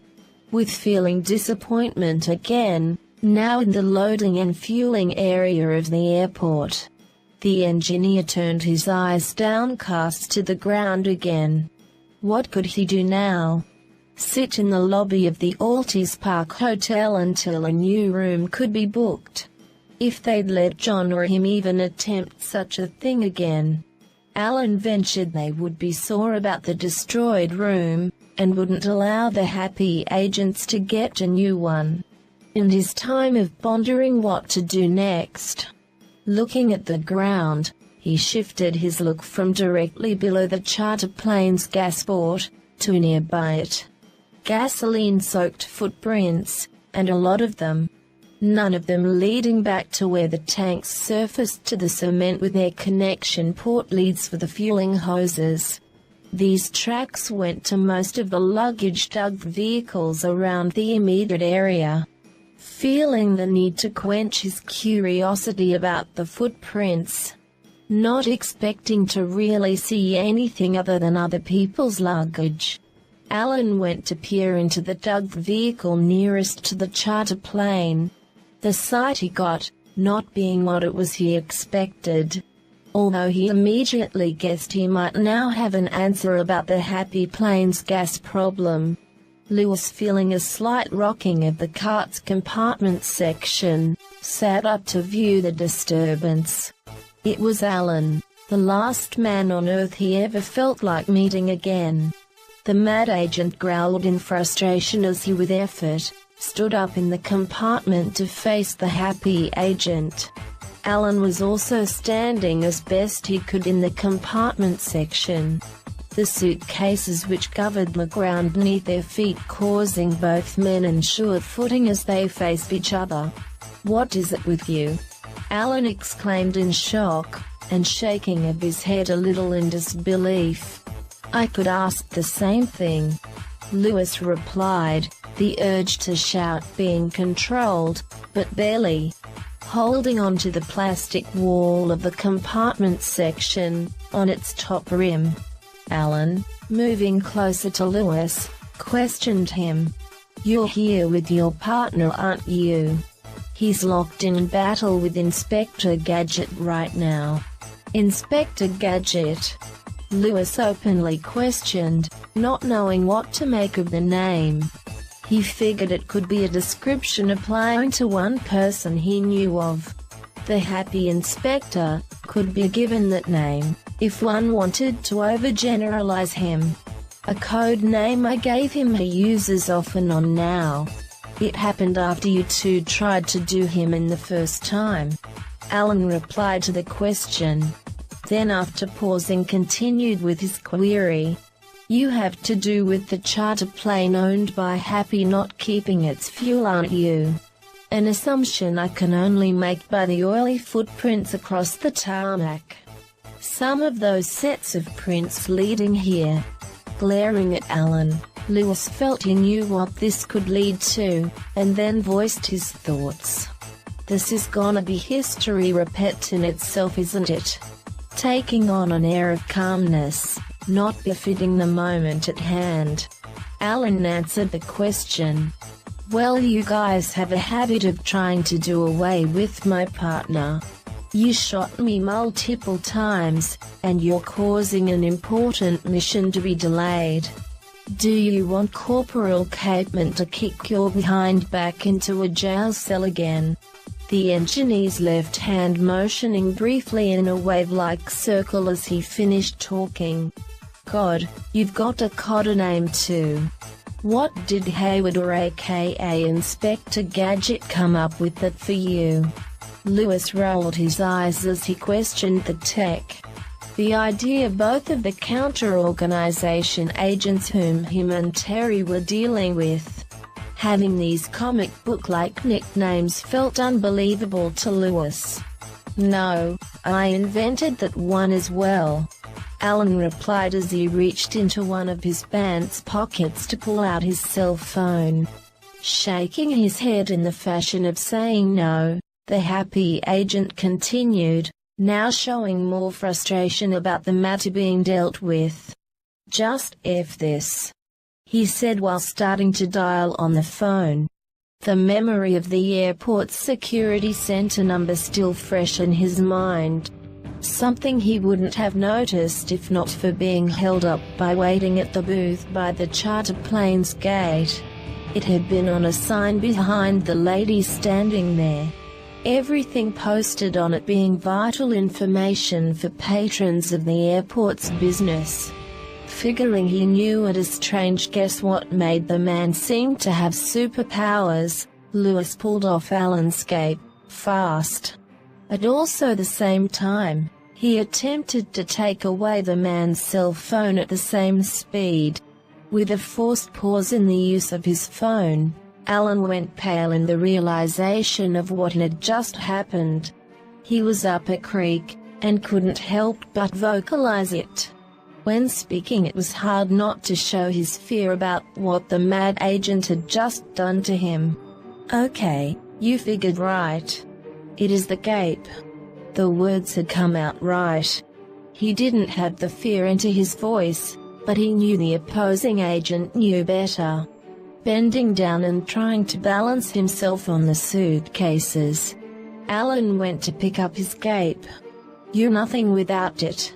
I want my revenge, plus I'm not going back to jail," Lewis shouted at the deck, being forgetful of not being noticed. His rage at Alan being so strong it didn't seem to matter. That's when the mad agent grunt finally went for it. Months of anger and thinking about how he'd been taken down by a man who looked weaker than him. Lewis dove at Alan in trying to punch him as hard as he could. Alan missed the punch, with catching sight of it out the corner of his eye as he took hold of his Gape again.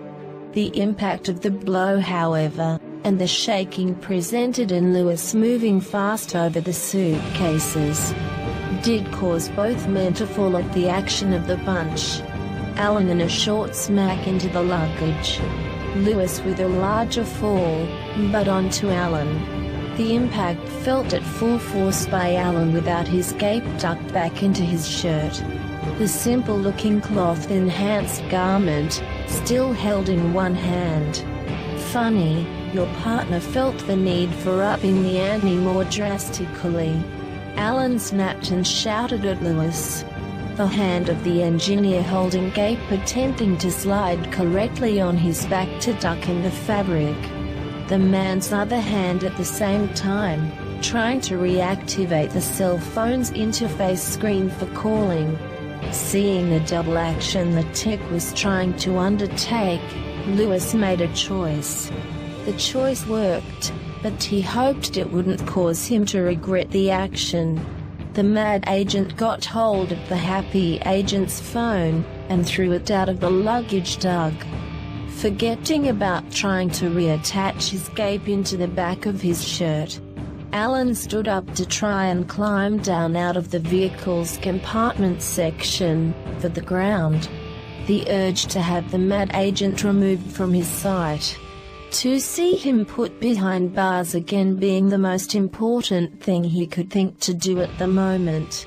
Lewis, knowing what was going to happen next, did an act which made him smile. The grunt, bracing himself with one hand against the plastic siding of the compartment section's wall, grabbed the Gape held in the engineer's hand, and with one foot kicked him out of the luggage tug. In the start of his fall to the ground, Alan lost his hold over the Gape. Lewis, holding it, disregarded it, and threw it aside from him. Hurting, and laying on the ground, Alan saw Lewis hop out of the luggage tug. The mad agent's look was that of a predator's. Lewis was ready to either hurt Alan badly or kill him. Alan knew he had to act fast, and scrambled for his phone. Reaching the phone, Lewis reached him at the same time. With the phone in hand, but body still on the ground, Alan kicked the mad agent in the gut before getting up. Lewis, bent in pain, tried to grab the deck, as the man ran past him. The other man activating the cell phone's interface, finally getting to dial the airport's security center. The act done as he not only got past his possible killer, but also done as he got back into the luggage tug. Watching Alan climb into the vehicle's compartment section, Lewis now went pale.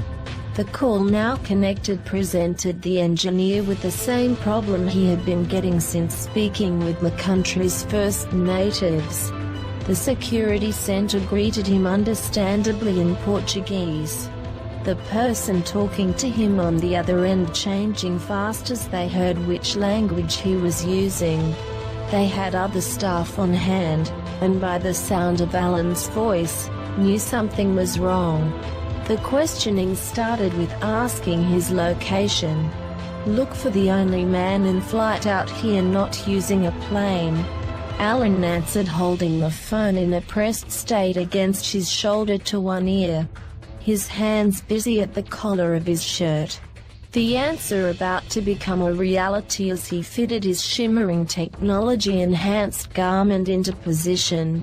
As Alan rose up into the air above the compartment section of the luggage tug, he told them to hold on one moment before asking him more questions.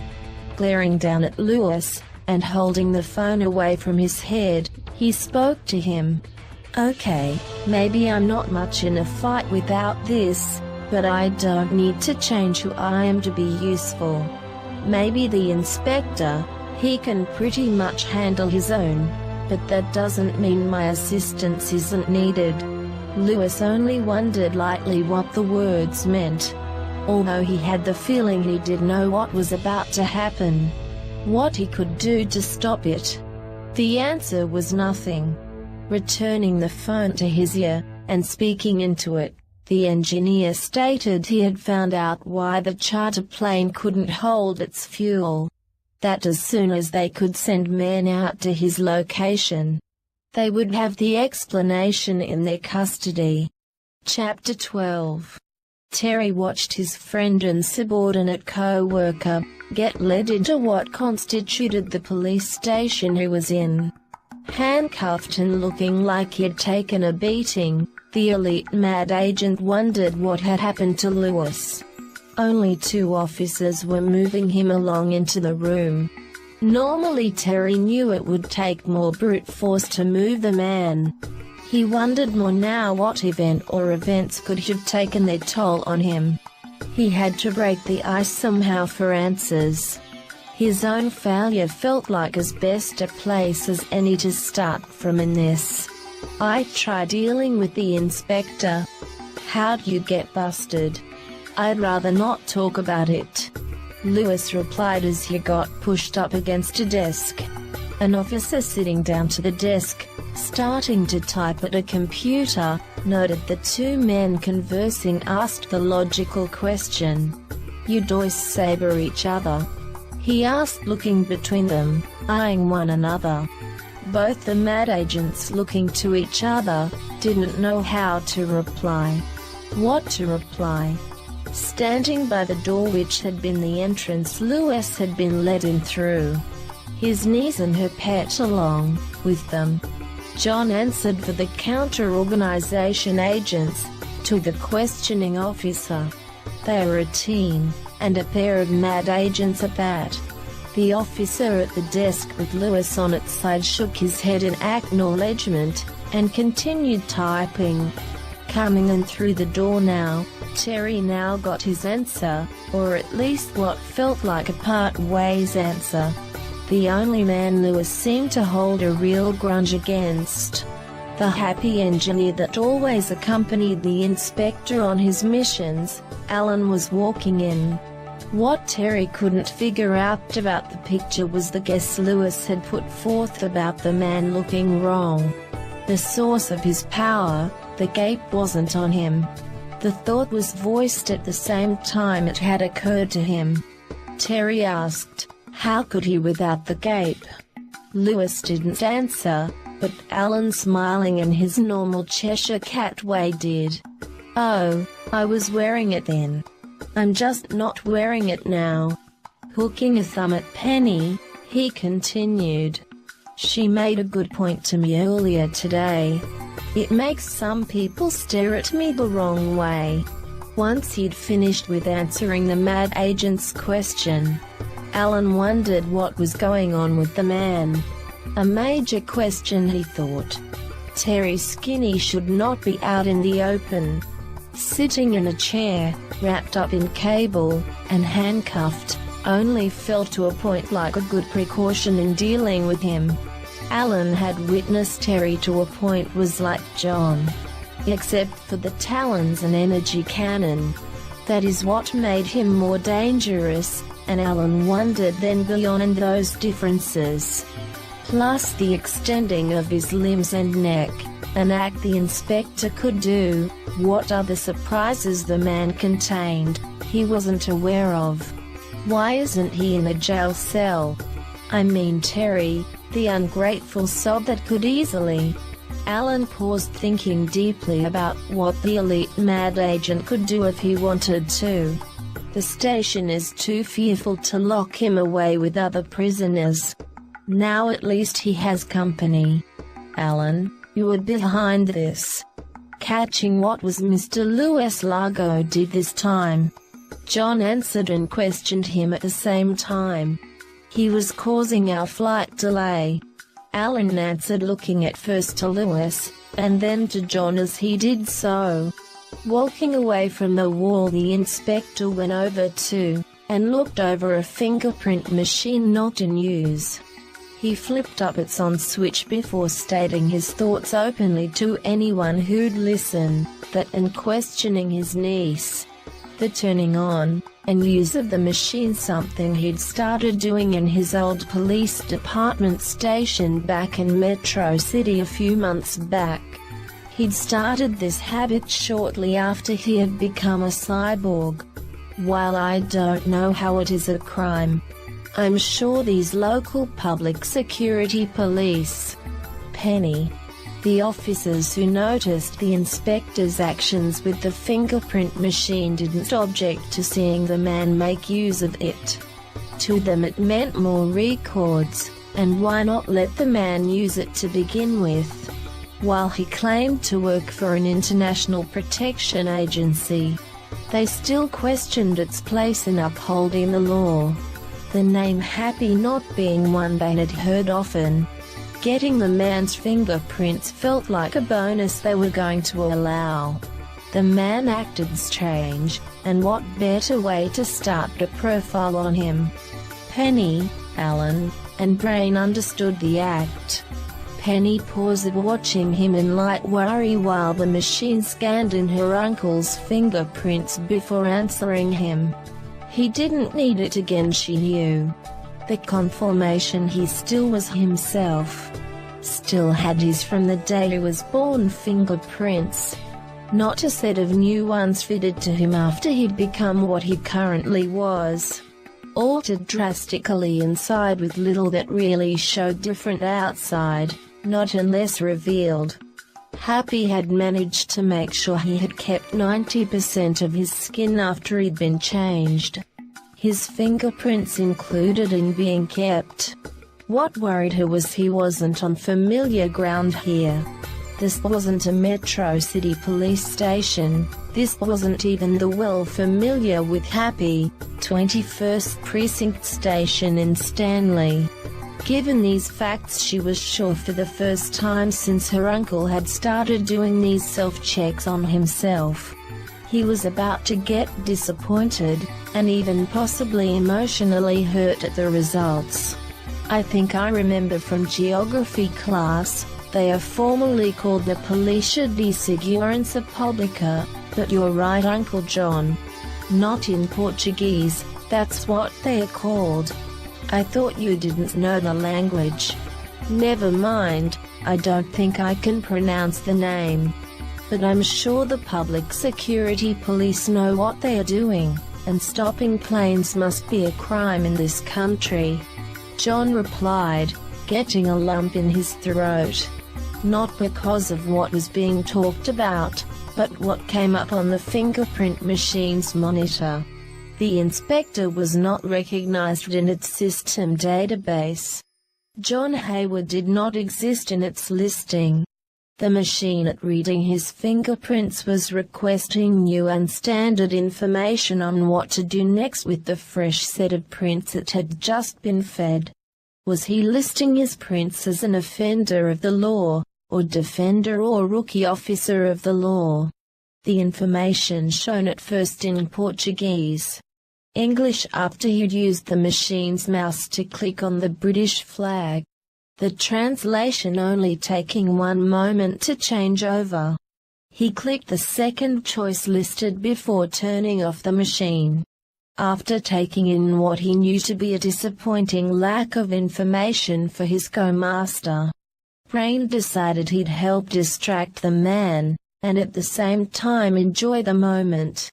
The mad agent that while the canine knew had to be one of many people who had done this act to him, worked the relay he once had in his brain to give information to Mad, an event which used to torture the dog to no end each night with the feeling of an intruder present that wasn't physically there. Skinny was the only one of these people Brain had ever personally witnessed doing this act on him. The pet dog had already once attempted revenge on the man, his cowering on account of keeping the agent out of reach during the attempt. When Brain had been lifted onto the counter to actually reach him, the fun of the revenge somehow felt hollow, likely because he'd needed the help in reaching the mad agent. That when Brain had become eye to eye with him, the dog, knowing the local police would soon be on their way to take him in, felt at the time to help create the hollow feeling. Knowing now one jail couldn't hold the man, plus knowing also the mad agent was even more dangerous now than he had been months ago. Well, that just told Brain maybe now he could bite him. Who would reject it happening? Not the go-master, he guessed. The go-master hated the man too, and Brain was sure that the mad agent getting chomped on wouldn't be minded by him. The only question the dog had about the revenge being exactly how to carry it out. He'd never tried biting the go-master in his now cyborg state, that of little flesh to bite into before hitting uncrunchable metal. Just what could a normal dog do in that case? He didn't quite care as he raised the fur on his back, and started to walk slowly to the bound and handcuffed man. He was sure with a few bites he'd find a satisfying spot to take out his feelings of aggression on the mad agent. When Brain started growling in a low tone in his walk to Terry, that's when Penny noticed the dog's activity.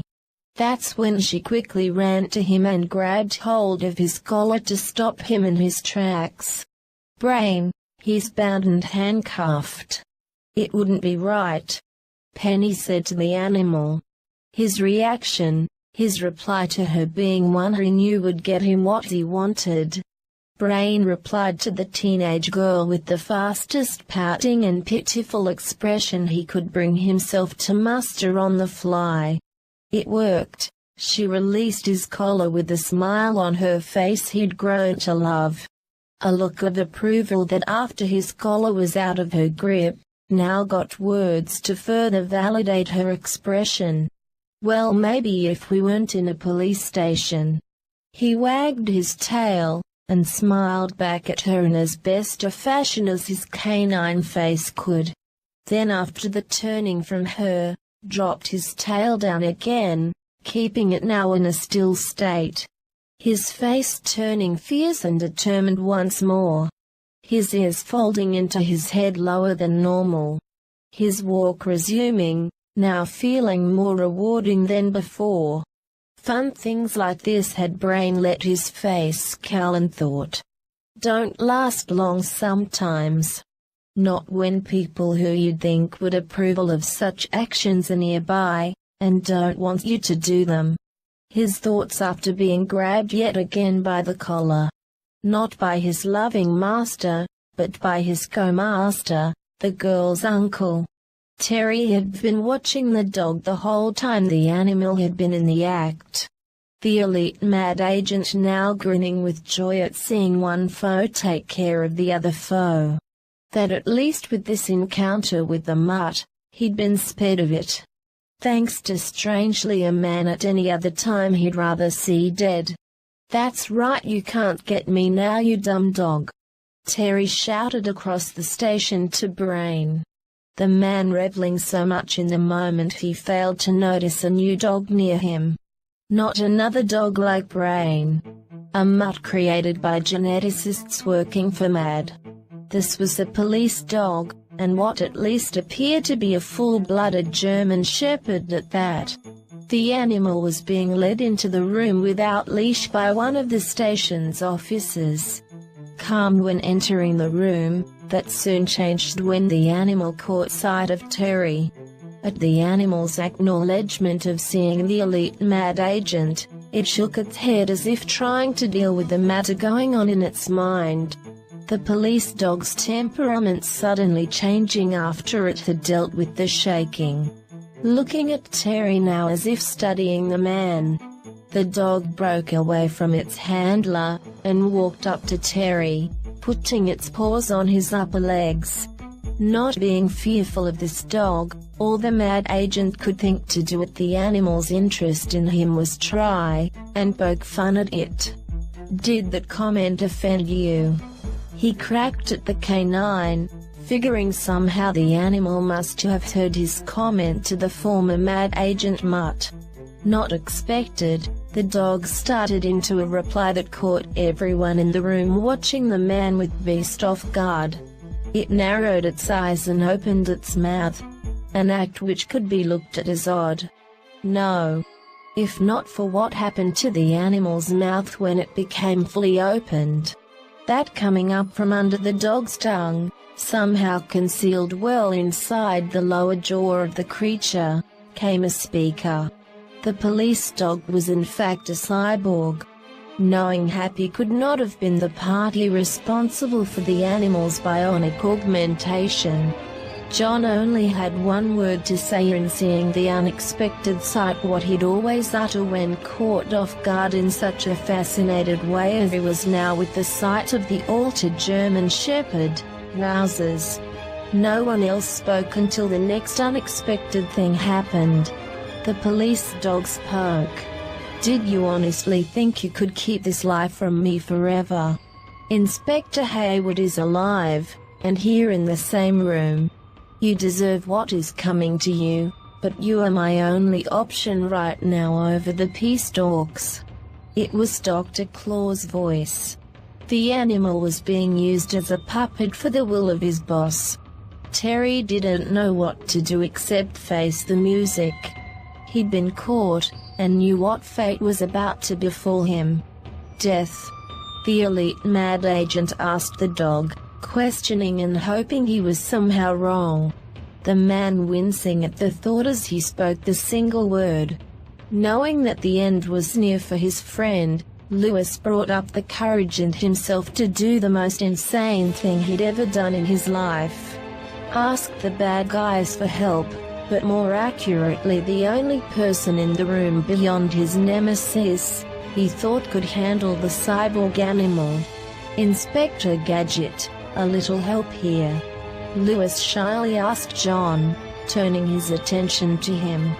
Yet again surprise filled the room, and the inspector nearly felt like asking Lewis how he even knew of his invented code name. It didn't happen because to him at this moment nothing else felt necessary other than, again, trying to save a life. John started to move towards the police dog, and man it was confronting. Before he'd reached the altered animal, it acted, but not how Terry expected it to on Dr. Claw's behalf. Right before the dog took a savage large bite into one of Terry's wrists. The act of the bite damage did do harm to him, but not death. As the dog was about to bite him, Dr. Claw explained his actions before taken. Punishment and release. You will continue with your mission, or you will in fact die by my personal claws, the man said through the German Shepherd. Moments before ripping off the elite mad agent's left hand, and at the same time freeing him of the handcuffs he was bound with, held him in. While the rest of the people occupying the station watching, looked at the sight of Terry holding up his left arm. The injured limb with just a stub now where once it had a hand. The onlookers mortified and repulsed by what they just seen happen. Terry saw it differently. A loss, yes, but not with what he'd think to expect it happening. That didn't hurt as much as I'd thought, he voiced, then in remembering Lewis's state of freedom at the moment. Terry continued in speaking with what to him felt like a good question to help the other out. Lewis, would you like Dr. Claw to help? No, no, no. Real hands here. I can live with Joe for now, Lewis said frantically, while at the same time trying to somehow duck his hands into himself against his gut. Having not missed the co-worker subordinate's whine not to lose one of his hands to the possessed dog, Dr. Claw continued speaking his thoughts to his employees, although with focusing his attention onto Terry as he spoke through the K9. Your incompetent partner in crime staying here will suit Mad fine for now. As of this moment I, your boss, and chief representative of Mad, will do the job you claimed you did through this dog. At saying this, the animal jumped onto one of the nearby desks. In a leap, Brain looked at with partial admiration. The lack of full approval stemming from the fact the fellow canine clearly was working for Mad, and what it did just after the jump. The dog showed itself to be more of a bionically altered creature than before. The tail of the police dog extended itself out from the animal's body, the rear end of the spine now looking like a metal snake at a ridiculous length. That once fully outstretched, whipped up into a long fluorescent lamp fixture above the animal, on the ceiling, its eyes lighting up red as its tail cracked the plastic protecting the light bulbs held within the casing. The lights not only blacking out in the fixture as the dog damaged them, but also in all the surrounding lighting inside the station. The German Shepherd not only had just blacked out all the area's lighting, but at the same time powered off all of the plugged-in devices in the place too. The fellow dog had caused a blackout, and Brain didn't approve of this one bit. With the sudden darkness of the station, and no windows to the outside allowing sunlight to shine in, the officers belonging to the station shouted in words of exclamation the Americans present could only guess at. Likely cursing, and panic they thought. Given everyone had a mild idea where the police dog was from time to time, what gave away its location was not so much the occasional sound of items being shifted or crashing as it moved through the station, but its eyes. The altered Mad K9 had its eyes blinking in and out of being lighted up in the red they first showed when it knocked out the power. Being helpless to truly locate the animal was felt by all except by John. He could shed light on this problem literally. Using a mental command revealed a flashlight he had built into one of his fingers. This to a degree helped locate the dog, but not by much. The animal was moving fast, much to rotten discovery. The inspector for the first time noticed his personal flashlight wasn't much good in a place like this. Its power output in lumens more noticeable in his home, in a closet, than a large police station's main operating room. Activating another of his gadgets, his laser, John fired at the animal when he could finally locate it for more than a second at a time. The cyborg K9 yelped at this, with getting hit briefly in its side by its flank. It ran faster than before, making sure to stay well hidden by the man it had been given an order to destroy. A strange prospect, John mused, with what was going on here. That was a little cry. Did you get it, John? I can hear movement. Brain. Alan questioned. The answer came from two places. When the first reply came, it was not from the fellow happy agent. Not hurt, but feeling panic himself. Brain replied with a bark that almost sounded like a whimper. Then came John's answer. Little unsure what to do here, Alan. The dog is a killer agent of Mad, but on the other hand he's police property. John's problem, and one he'd faced over and over. The conflict of knowing what should be done, but having so much respect for the enforcement of the law it was hard to do it. This dilemma left him dumbfounded as to how to resolve its outcome. Extinguo cachorro! Came a shout from one of the station's officers in answering John's question. What was that? John questioned, his regret of not knowing a second language surfacing again.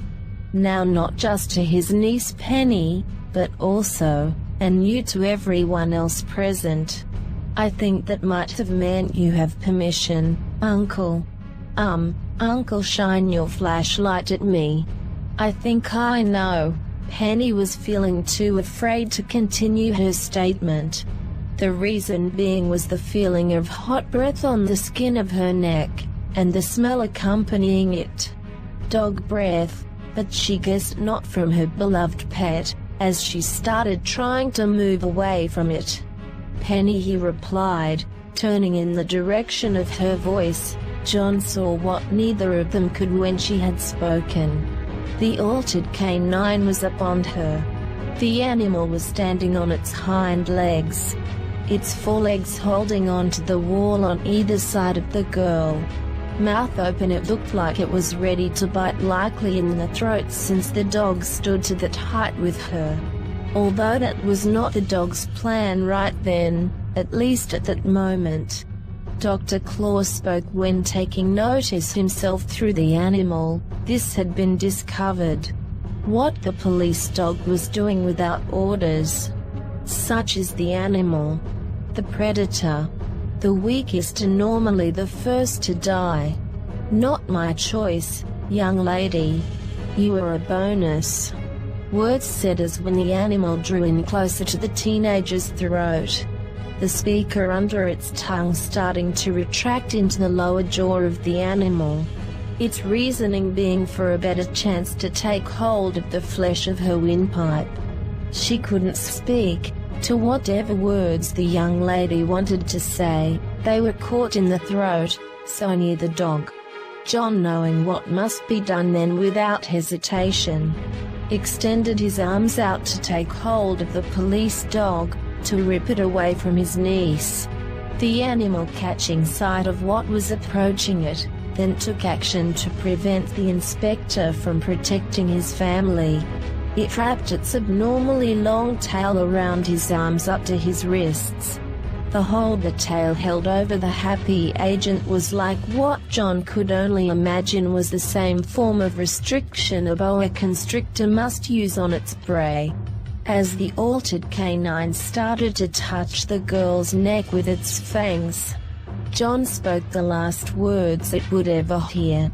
"You leave me no choice," he said as he revealed the laser gadget concealed on one of his fingers a second time.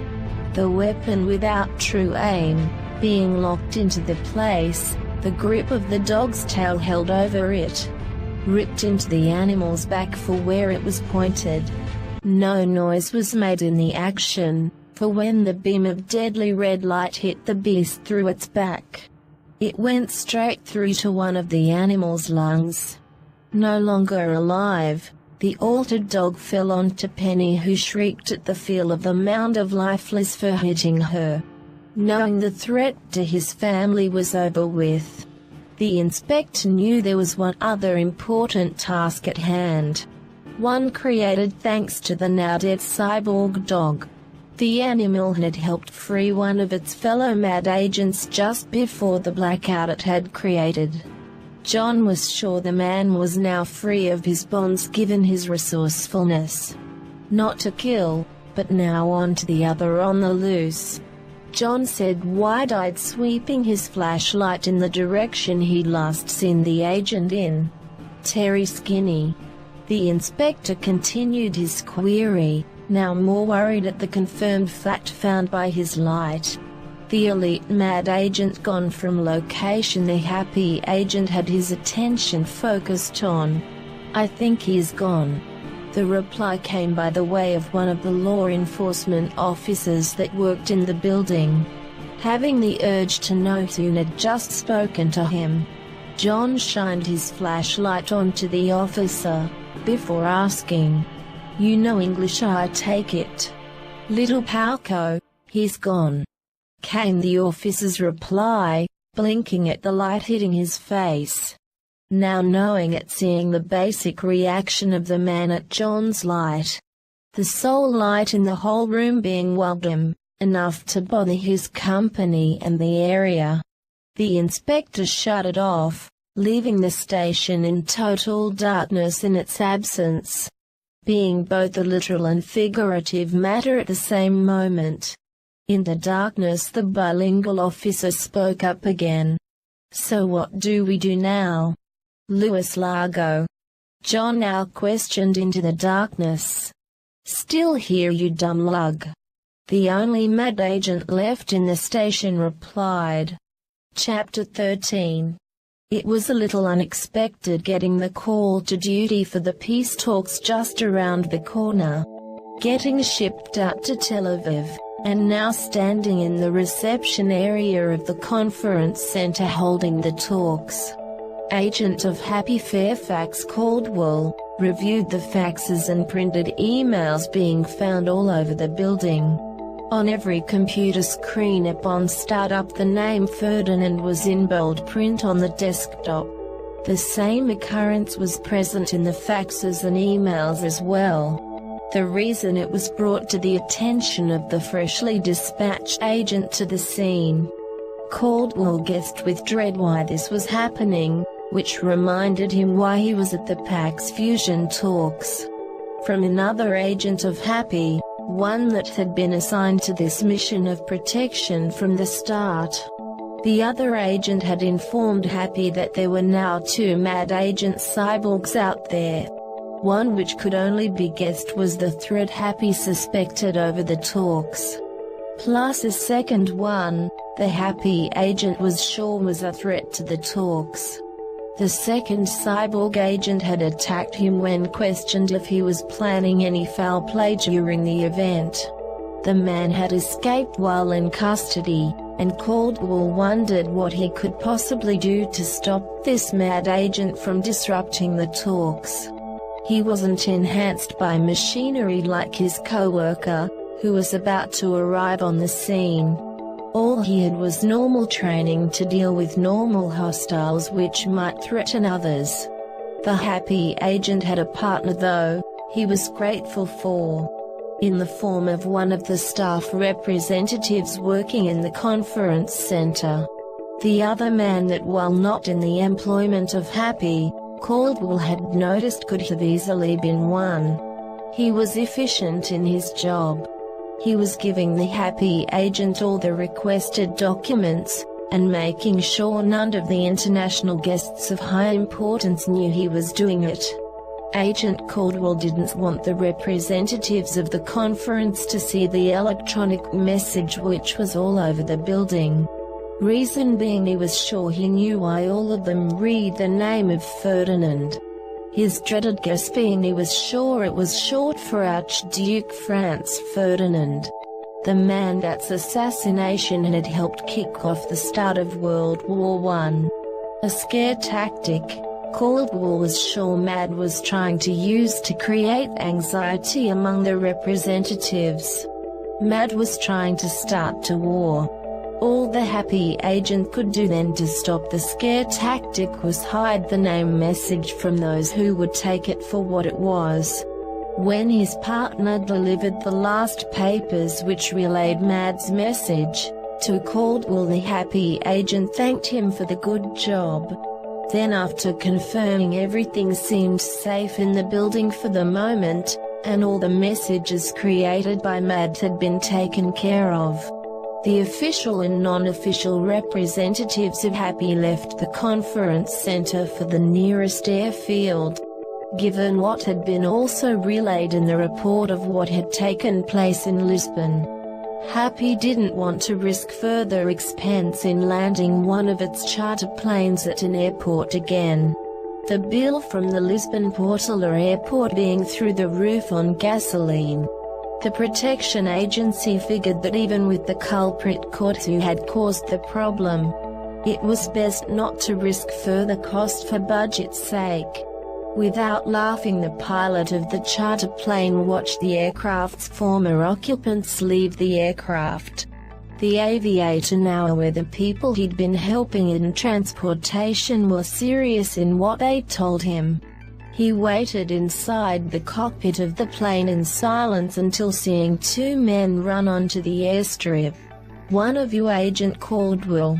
The pilot questioned the men when they'd reached the plane, and company at once held. "I am, sir, and I don't think I'm ready to leave just yet." "Thanks anyway for the thought," Caldwell answered, before turning his attention to the inspector, shaking one of his hands. "It's great to meet you, sir. I've heard a lot about you.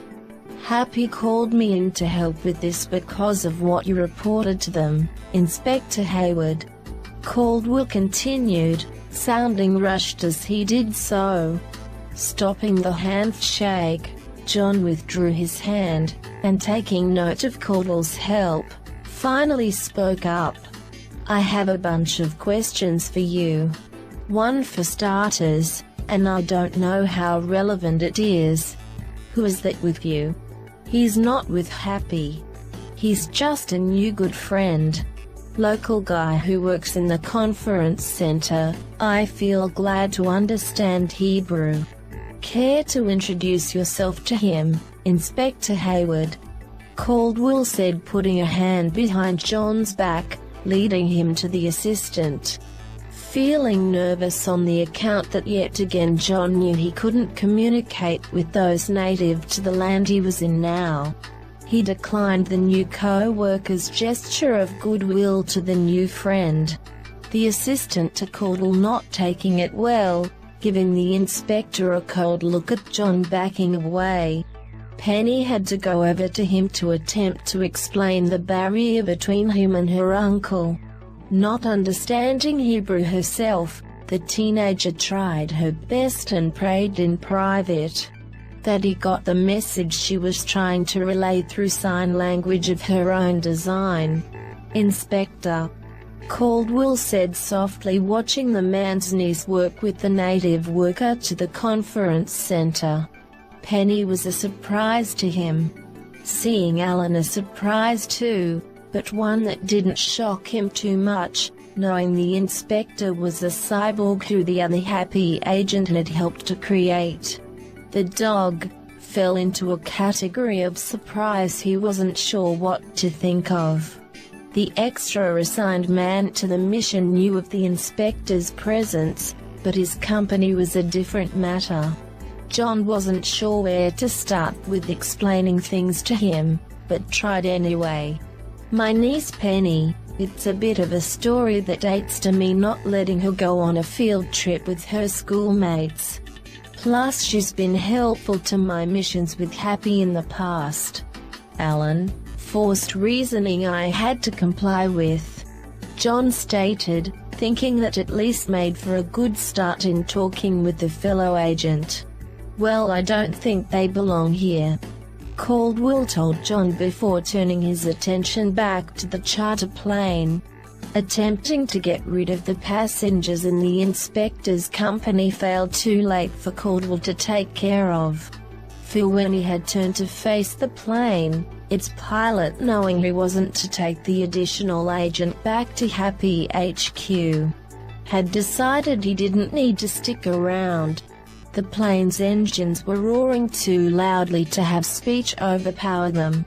As the agent had spoken his thoughts, it was already starting to move down the flight strip for takeoff. "Damn it!" The extra agent cursed as he watched the plane start its ascent into the air. John smiled at seeing his new co-worker's disgust at not being able to send back what to him didn't seem like necessary company. "I've tried to ditch them in the past too. It doesn't work, and trust me, it isn't worth it. I assure you everything will be fine with them present," the inspector told him, grinning while saying the fact and what was a guess to fact. Dissatisfaction turned to worry at hearing the inspector's words. Caldwell knew likely the man's belief for the positive outcome would not work here. Speaking calmly, he told John what he suspected. that one or even both of the mad agent cyborgs might be in the building, which would soon be holding the Pax Fusion Peace talks.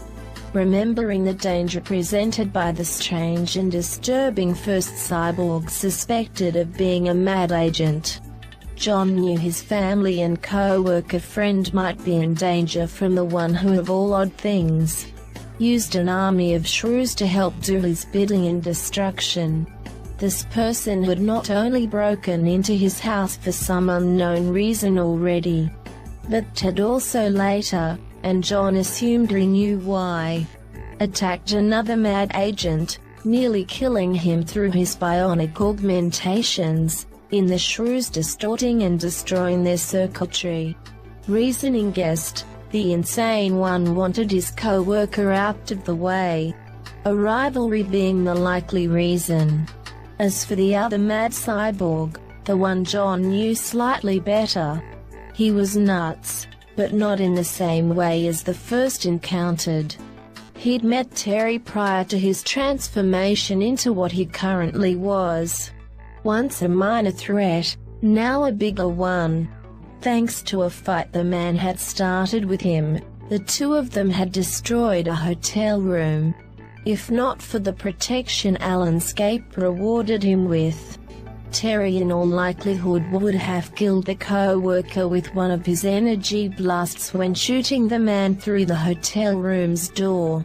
Penny would be dead if not for her common sense to leave the men in battle. Her pet dog, Brain too, he had not the same understanding as his master when to leave things be that could hurt them. Maybe something should be done, John mused and thought, watching the charter plane fly into the cloudy sky, and up out of his sight. Possibly the one chance to help those he cared for, to escape danger, was now gone. Looking at his pinky finger with concealed satellite phone under its nail, John thought about calling Happy to get the plane to return. Caldwell, having read up a little on John personally past what he'd heard, guessed at the other man's thoughts. Taking hold of the hand the inspector was staring at, the agent brought in for extra help, did as assigned, but not intended by Happy. He didn't know those with the man, except by rumor one was called an eccentric. What he knew was only known by recently uttered words. The inspector cared for them. I don't know where it would be safe for them exactly until these mad agents are dealt with. So until then, while we handle the situation, I'll make sure they are well guarded outside the conference center. Happy isn't the only protection this world has to offer. Bodyguards can be found in all parts of the world too. With the fog increasingly taking over his thinking, Rogue wouldn't let it stop him from doing his job. His job, while not even being truly his anymore, he didn't want to give up. Not to Mad's newest elite for that matter anyway. That person he thought he had taken care of by attempting, and thought destroyed, back in Portugal, was alive. How he with his army could have failed, even with the fog, he guessed at the answer, which seemed to make sense. His servant shrews had attacked what made the man formidable, his bionic augmentations. Not really attacking his spawn with biological birth-given systems. Somehow, even with being crippled in circuitry, the other cyborg had been repaired, and put back to duty. His duties the Rogue made sure the other man knew, he was taking care of. He had made sure the other elite agent was aware he'd not given up his original mission. The message displayed of Ferdinand everywhere, not just for scaring the representatives from the foreign countries visiting the conference center, but also to scare the agent. Fear was something the Rogue hoped to drive into the heart of every person in the building. Fear was what Dr. Claw hoped would drive the men and women of the talks into suspicion of one another and help cause anxiety and tension. with further prodding through attacks which couldn't be pinned to Mad by lack of evidence.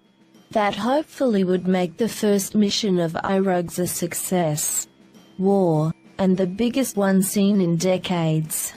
Mad with understanding knew what to do with such situations. Make money off of the conflict in any way possible. How this fear was to be used on the agent was to let him know a cold fact. If Terry got in his way, he would not be using his army to rid the man of his last breath. This time it would be through either his hands or his blades or his guns. He had many weapons with which he could personally attack the other agent with without having to resort to his rodents. He knew it was true using the message of Ferdinand on the agent didn't carry the same weight with him it would the others. But it told him what he needed to know. That Terry was not alone.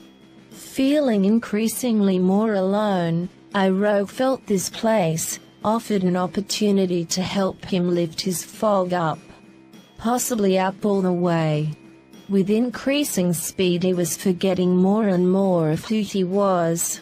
Even the agent cyborg inspector working for Happy was starting to feel like a lost connection. Was the inspector a man he should trust since the man was like him? Unknown, but the rogue still wanted to cling to the idea it was a yes. This place offered his past, his roots. His culture was here, and he'd get his answers to who he was from the person who represented it. Chapter 14. An order which was a light note when the inspector had been given this mission assignment, now had become much more prominent in its standing.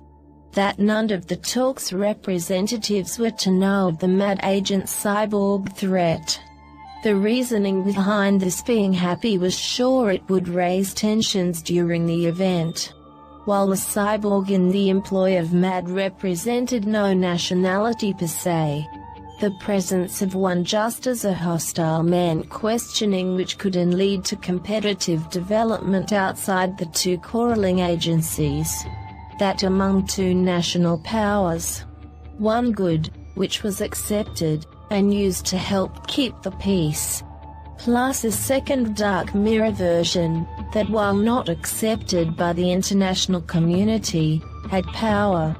Control in the hands of two powers. Chaos in the hands of 196 countries, most of which don't firmly get along with each other. The less cyborgs that existed in the world, the better Happy felt about the matter. Currently the two Happy agents and assistant help, outside the Serbian ambassador's room were sure this order had been broken already, and not by the Mad Agent which had by mistake just made his presence known. While Terry had been planting evidence to pit various national representatives against each other, he'd noticed the grouping formed outside the door of the ambassador's room, and dropped his incriminating belongings in shock at seeing the inspector. True, he'd known the man would be here, but to be in his presence was a different matter. After their last encounter with each other in Lisbon, Terry still wanted to finish the job of finally killing the man. He just didn't feel too eager about the job right now. He chalked it up to the stub on his left arm that once had a hand attached to it. That loss gave him now reason to be more hesitant in how he dealt with things. Seeing Terry, John glared at him, and questioned if he knew what was going on with the locked room. Why, with every other talk's representative, this was the only one that's occupant was silent and unreachable. I'm up, I can fix that even though I don't know what's going on. Really? Terry sputtered, now dropping everything he had been attempting to hold. The man now aimed his right arm at the room's door, revealing his energy cannon for firing. Shooting as John grabbed hold of the man a moment too late. Terry obliterated the entrance. As the smoke cleared from the explosion, the elite Mad Agent grinned. Something amiss, not right, taken care of. Something amiss plus the death of an ambassador, even better. John hit him before following his co-worker and his assistant help into the room. All men, but Terry, hoping the worst had not come to pass. That no one had been caught in the blast. That there was no need for alarm, despite what warning signs showed contrary to it being needed. Entering the room, all discovered cause for alarm was present. The Serbian ambassador had been taken hostage, and at that not by a mad agent. That fear was what Happy had been half expecting. A mad agent present had been the reason they had assigned John to the mission he was on for protecting the people of the Pax Fusion talks. What was holding the ambassador hostage here was worse than a typical mad agent. Worse than Terry, an elite member of the counteragency, a cyborg like the inspector. This person was a rogue that had once worked for MAD. A killer who didn't care whose side he was on. His weapons had shown themselves effective multiple times already. His mind not altogether. Caldwell and his assistant, having never encountered the man known as iRogue before, weren't sure what to make of him. Added the army of shrews roaming the room didn't help the puzzled men either. Terry shot at every shrew he saw, and while the Happy agents weren't glad for the enthusiastic killer's actions, neither of them felt like stopping him. Energy blasts topping the door to his room being demolished. This scared the ambassador to Serbia even more than he was already in for a state of fright. The rogue agent, formerly an employee by MAD, held him tighter in the grip of his artificial arms, noticing the intrusion as well. He whimpered, not knowing if help had come for him, or more trouble he should be fearing.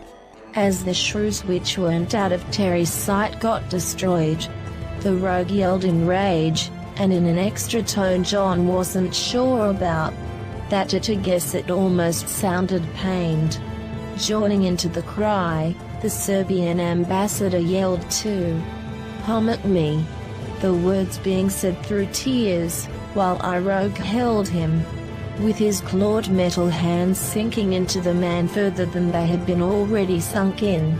Looking down at the ground, scorched from mild energy blasts and rodent bodies intact and otherwise, Terry smiled at a job he considered well done. One act of revenge among many he had the urge to carry out. A hard slap from John reminded him of other acts of violence the mad agent wanted to carry out as well. "I'd ask what you were thinking, but it's your job to not care about what lives you might take to do your job. You are all put under arrest after I've dealt with him." The inspector scorned the elite mad agent. Knowing well that the situation had escalated, and feeling now a cloud overtaking his thoughts, the fog in his mind feeling more dense, the former mad agent known as iRogue decided to try and push forward his own agenda faster. With the new surprise of yet another weapon revealed to the Serbian ambassador, a long knife which moved on the end of a mechanical stick-like arm, up and out from the hat on the rogue's head, caused him to stop whimpering, and just stare at the newest threat to his life. The ambassador just looked at it like a deer in the headlights, his eyes not even shifting to those in the room ready to help him, when iRogue started addressing them. "You are still human, Inspector of Gadgets. Mad agents. Will we ever or even?" The rogue snapped at the grouping of men before him. The pair of Happy agents and added help weren't sure what to say. John had thought to correct the man's poor grammar, but decided it was best not to try. Diffusing the situation's hostile overtones, and further analyzing his guessing to the rogue's strange behavior, felt more pressing. the employee local to the area helping Fairfax Caldwell. His reaction came as one of dependence, wanting to help, but not being sure what to do given lack of professional training. Looking up to the trained happy agents didn't help then. Their silence not helping him. Only the other associated to mad person in the room had an idea what to do now. "You mean Inspector Gadget, you freak, and I still have my gun," Terry shouted as he aimed his right arm's energy cannon, fully revealed at the pair of men. John's reaction to this was fast, of using his middle arm's hand to clamp down the man's ready weapon, and shake his head in the motion of no at him. Seeing his rival, an enemy who still worked for Mad, being held back by the inspector, the rogue laughed at the sight, and at the same time started to draw blood from the ambassador. His claws now sinking in so deeply into the man's flesh they couldn't help but finally break through the representative's double-layer suit. The ambassador's reaction to this being a low cry of pain and wincing as the curved blade sunk into him. "Let him go," John demanded sternly to a rogue, basically dragging the Serbian ambassador with him, until the man snapped back to the former reality of the moment mentally. The representative moved his feet now, as a rogue moved forward to the inspector a little, answering the demand given by the happy agent. If however not with an answer wanted, or even truly what John was expecting to hear from the other man. "He is mine. He has answers to who I was. My heritage has been replaced by circuits, and I will pick his brain to get out what I need. You chose to be a cyborg, same as me. You are who you want to be, and you tried to destroy me." Terry howled at the former Mad agent. The inspector, knowing Terry wanted blood, positioned himself in between the insane rogue and the elite Mad agent. Flat facing one palm of each of his two normal hands to both men, he tried to evenly speak to them. "Let him go. I have a form of EMP gun built into both of my hands. It doesn't affect my technology, but I know it can affect Mad's technology. Please let him go. He doesn't have what you need." Suddenly fearful in realizing what John was saying, Terry voiced what he was thinking. "I heard about that, when we got Professor Venom back. I'm out of here," he stated as he started to back off from the inspector and the rogue, walking backwards towards the entrance of the room. "Agent Caldwell." The inspector's question was a fast understood order which needed no extra wording. Beating Terry to the punch, Caldwell circled in behind the Mad agent, and wrapping around him, handcuffed his one remaining hand. Then for the second time on this mission John saw yet again a mistaken judgment made. He was the first victim of. The rogue had cut through his handcuffs, destroying them back in the Living Science Center, in Lisbon. Now here in a conference center in Tel Aviv, thousands of miles from the first incident, Terry used his energy cannon to destroy his handcuff. Not a matter which John ever felt the need to practice fact with himself being a tester of. A lesson now to be a fact every happy agent should know, he'd write into a report. Cyborgs cannot be handcuffed for any given length of time, period. Being inactive, but until now not feeling useful to the scene taking place. The staff member of the building, an assistant helper to Agent Caldwell, finally took action at Terry's escaping handcuff trick. He kicked the back of one of the Mad agent's knees, and brought him down to the floor. In the actions taking place, Caldwell knew what to do fast, seeing Terry hit the ground by force. Both representatives for the right side of the law then, held the elite mad agent, locking him into a position he couldn't free himself from. Terry, now facing the carpet, felt sure he knew what to do. The staff member, again realizing he could almost read Terry's thoughts, shouted at him a warning of what would happen if he dare acted on the predicted action. Haftetz la haritzba, varata haftetz shelash raglim. In shock from the impact of the two men hitting him/taking him down, plus now getting what sounded like a warning he didn't understand, not knowing the language spoken, Terry didn't know how to reply to the assistant's words. War, being the only thing he could think to say as a response, resulted from these facts. Where your blasted gun arm is aimed, blast again, and you blast your legs off. Caldwell replied to Terry in translating the other man's words. Not exact, but the happy agent felt that with stronger wording, likely it would have a deeper effect on the mad agent's thoughts in comprehending his situation. Seeing the look of acknowledgement flash fast onto the features of Terry's face, the silent reaction showing promise of compliance, Caldwell continued speaking, only now to his assistant, and in a much calmer tone of voice. You care for this building well. Ani asa sheli hachetov, he replied, looking proud as he spoke the sentiment. In thought to Terry, but switching his attention to John, in mid-pronouncement. The rogue tried his best to proclaim what he thought of the elite mad agent, and what he believed himself to be. Low-tech piece of garbage. I am the first success in the science we are. I am not mad technology.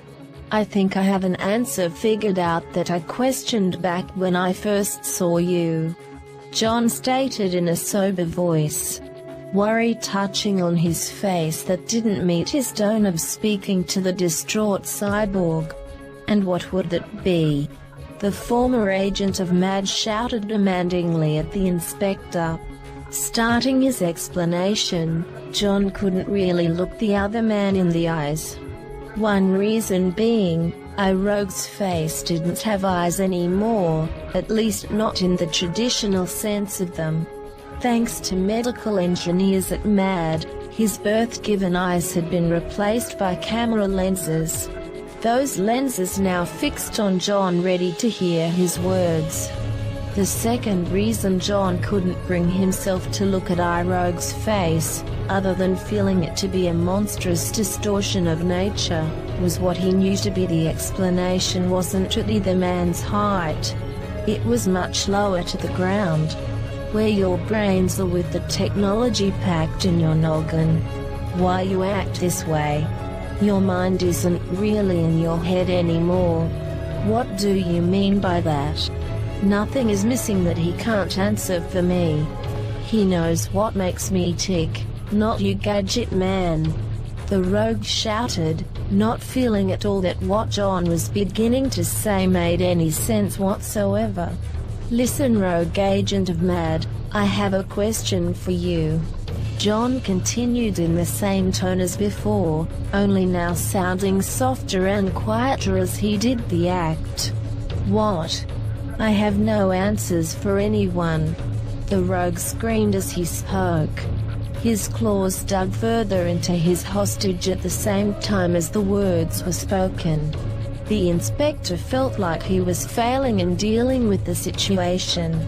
But at least a little progress had occurred, while the moment seemed to worsen. At the same time, in hurting the man, John hoped to get free of iRogue, the other cyborg's fake clawed hands doing that job. Blood had now started to be drawn from the Serbian. The knife which had come out of the rogue's head, that had been pointing at the ambassador, now had dropped. Not to the floor, which is what he preferred even if impossible since it was attached to an arm coming out from the man's head. It had dropped as in lost its strain to be held. Limply it now hung off the stick-like arm, not posing a threat anymore. Hoping as he continued, the man who called himself iRogue would not harm the man he was holding further. John further commenced his explanation, and now added a question for the rogue. How many of those shrews have you lost since you first gained them? Unsure of the answer iRogue wasn't sure what to do while replying to John. Success ensued, and this is the result.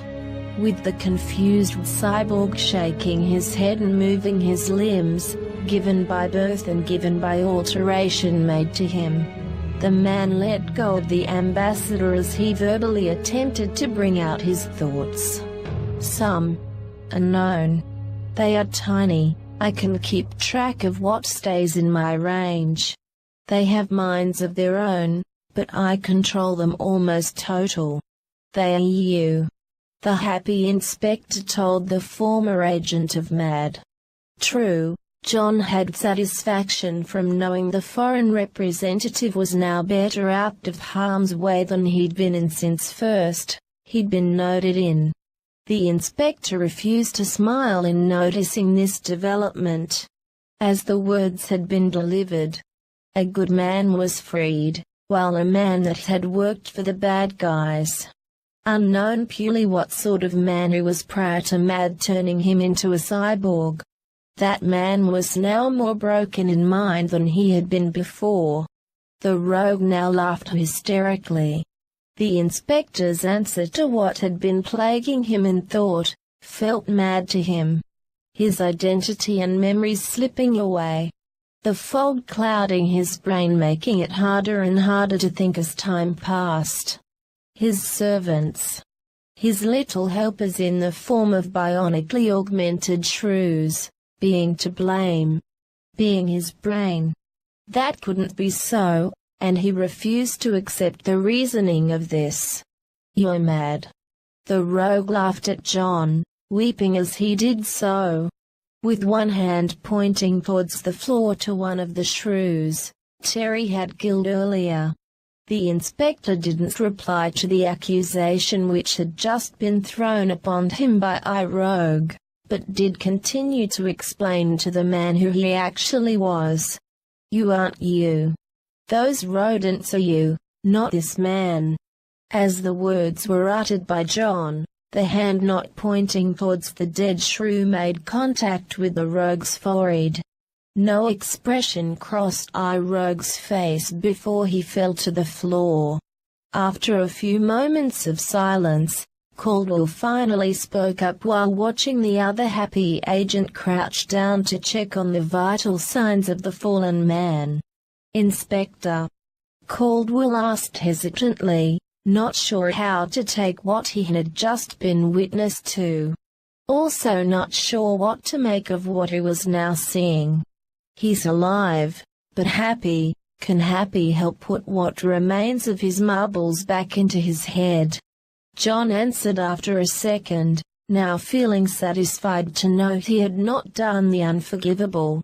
His checking had revealed the rogue was still breathing, and seemed to have a normal pulse to his heart. Rodent to human transplant. If MAD can do it, I'd say we have a good shot at it too. I'd say yes. Caldwell answered back. The end. Epilogue. Almost hidden beside Little Rabbit Lake, in a town named Riverton in Minnesota, sat an aging lodge that sometimes got called a community center. Nothing about its outwards appearance would draw people's attention to it. This building that, like the rest of the town's other dwellings, showed no signs of architectural enthusiasm had gone into its design. Also, for that matter, like most other buildings in the town, it had not seen any form of repairs done to it in probably 40 years. The townsfolk which noticed its existence only took notice of the cars that parked around it sometimes. These only being the fancy ones that looked out of place to the country town that's last census noted only 117 people lived there. None of the 117 were rich, and that is what presented the mystery to them of the vehicles. When the townsfolk investigated the building when the fancy cars were parked outside it, nothing about the people inside revealed why they'd come there except to make use of its indoor recreational activities it was designed to facilitate. The people owning the fancy cars, or at least the people the townsfolk believed to own the fancy cars, playing basketball in its largest room, which could on the fly be converted to a dining hall. Others making use of its gym, the equipment inside the room being nothing that spoke of their financial holdings. Everything the people visiting were using in the room was dated, and could easily be found in lower-end thrift stores. Worthless treadmills, rowing machines, and punching bags dotted the room. The wear of the machines showed little use, which only part-wise made sense to the locals looking and pondering what sort of people these guys were. None of the people observed looked heavily muscle-toned. In fact, the least athletic-looking ones ever seen. The ones that were almost always being seen around a couple sets of ping-pong tables played the paddle-ball sport, jabbering in some form of language unknown to the investigators. To them it sounded like some form of modern talk more suited to Silicon Valley than Riverton. Once a member of the town thought she knew what form of language they might be using till she realized it didn't quite sound like the Dutch she'd read about in books. Mostly pale-skinned were the people, the townsfolk of Riverton tried to figure out. They wondered if these outsiders ever saw much daylight outside driving to the old building for their fun. Observed, but not noticed for what it acted as, was the sole soda machine outside the building's kitchen. Once in a while the people of Riverton made use of the machine, unpocketing the change of 75 cents which even to them, in a town where the changing of the times felt like always a couple steps behind the rest of the world. Shelling out 75 cents for a can of soda, when they knew elsewhere it would normally cost up and over $1, floored them. Standing by the machine, watching the supposed owners of the fancy cars move around, the ones who'd buy the soda did question them that why with fresh cans of soda in the machine, why didn't the company providing the soft drink ever up the charge of the pop to its modern pricing? The answer given back in turn was always they believed the company must just feel friendly to them, that the distributor just wanted them to be happy with the cost how it was. Questioning the low cost for cola machine never went beyond that, although it certainly would have if the townsfolk ever paid witness to the machine being opened for new cans to be placed in it. When opened up with a key, most visitors to the building had, at least the visitors who knew what the old building truly was. They'd see that past the plastic shield and metal framing, plus device mechanism which allowed the machine to distribute its soda cans, was a compact elevator that could only hold one person at a time in it. This elevator's top position was the vending machine cover. Only went to one place. That place found would happen by the clicking shut of the vending machine's plastic shield front. Down the small carriage would go into the ground, and past all connections to the building above. At its destination, where the townsfolk answers lay, but a place they'd never see, was the establishment headquarters for Happy. Other levels of constructed building being accessible through here, but by means of other elevators, and roads which led out well beyond Riverton in the complex. To Happy's headquarters, the word complex in the sense of a building only fitted it loosely, given the miles of tunnels which connected it all together.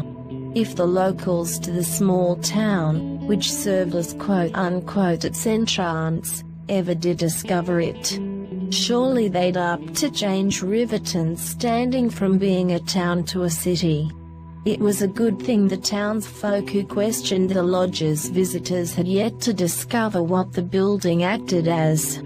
For if they did, and never made it into Happy HQ, they wouldn't like what they would find in one area of it. In one of the establishment building's few jail cells, lay an elite mad agent behind thick bulletproof glass. Terry Skinner's foul mood had been forced to sit under the surface since starting a short time after he'd been placed in the cell. That with his one purely good arm having a restraint on it, forbidding him from being able to fire his energy cannon. The best he could do in trying to break out was claw and pound the glass, keeping him confined to the small room. All that had done was make markings across the front of his cell which gave unknowledgeable staff of Happy a misimpression over what had likely been in the cell before the human being had been placed in it.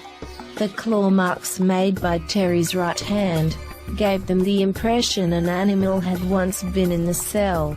Stirring his attention away from the ceiling of the cell, his thoughts had been locked into trying to visualize if he had a drill built into him, how he'd be using it in moving his way up through the ceiling, and returning to sunshine and fresh air, if Mad had given him one. A lady he'd had off and on chats with since he was first brought into the jail cell, spoke up. "Considering we're helping you regain having a left hand again, it would be unwise to try anything," Ida Venture told him, in an even-sounding tone. Looking away from the ceiling, shifting his head on the only soft item on his bed, its pillow, Terry saw the surgeon doctor that sometimes had people refer to her as a nurse was not visiting the outside to his cell alone. For the first time since the initial visit when they had met, and she learned he couldn't harm her through the bulletproof glass, she had guards with her, and just enough of them for the elite mad agent to know she meant business. "Like I could do much," he replied to her, waving his right arm for show. The point of the gesture wasn't lost on her, and she continued with her prepared speech anyway. Even with his energy cannon confined inside the restraint other staff of Happy had fitted onto him, she still knew he had his talons, and likely the same strength and limb lengthening capability, as Happy's sole cyborg agent. Knowing even without the inspector having claws of his own, just being familiar with the other man's abilities this one shared, Ida wasn't taking a chance here. "There are well-trained guards here to help with your escorting to surgery prep. We know that is not your only weapon." Terry grinned as the door to his cell got unlocked, as he not only noted that, but also a second fact he'd noticed. A flick of brief fear which had shown on the woman's face when she had just spoken to him. "It may not be a weapon, but if I ever get back to working for Mad, could it not be a hand? Like maybe a claw of some kind? Cool, and I'm sure the boss would love it." The elite mad agent cracked at her. He had caught the expression she hoped had not surfaced, but she knew how to level the fear playing field being created here. She'd informed him of a fact she had been thinking he'd only discover when being brought into the operating room. "You are getting a simple fully functional hand. Nothing more. Oh, and besides these guards and my medical team, others will be present, a team I need to assist me in giving you your new hand. You've met one of its members before. He's assigned with our only cyborg, Inspector Hayward. You know, the man who helped bring you here, who you call Inspector Gadget. Engineers and Hayward are both going to be in the operating room with us." Ida told Terry with an air of smugness in how she delivered the words to him. Given the new knowledge of the man who he'd failed to assassinate multiple times, Plus the guy also having the status of being the one to finally deliver him into the hands of Mad's evil counteragency. Terry stopped feeling good about the emotion he thought he'd set in the surgeon-doctor. She had him, and he now felt he couldn't do much, but just accept Happy's gift to him. No escape included out of their establishment due to what he saw as Happy's team of elite agents being present for the coming event. As the group walked in tight formation to where Terry could only assume was Happy's main medical area, one of the guards leading the group received a call over his walkie-talkie that forced him to stop moving. When everyone else noticed his action of talking over the local communications channel, they stopped too.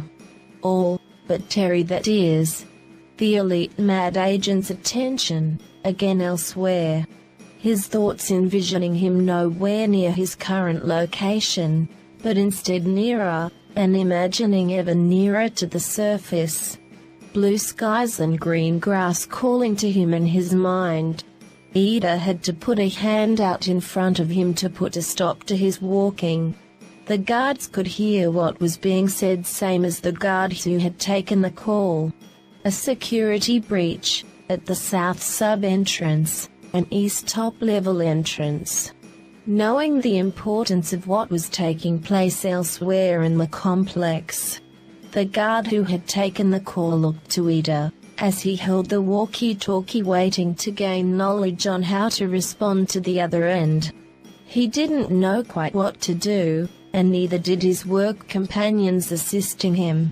With the exception of Terry, all eyes now looked to Ida, the first guard to take note of the situation. Finally speaking up after a fellow member of his security staff prodded him for an answer of if he and his team could help. "I need my team elsewhere, Ms. Venture. Can we take care of this?"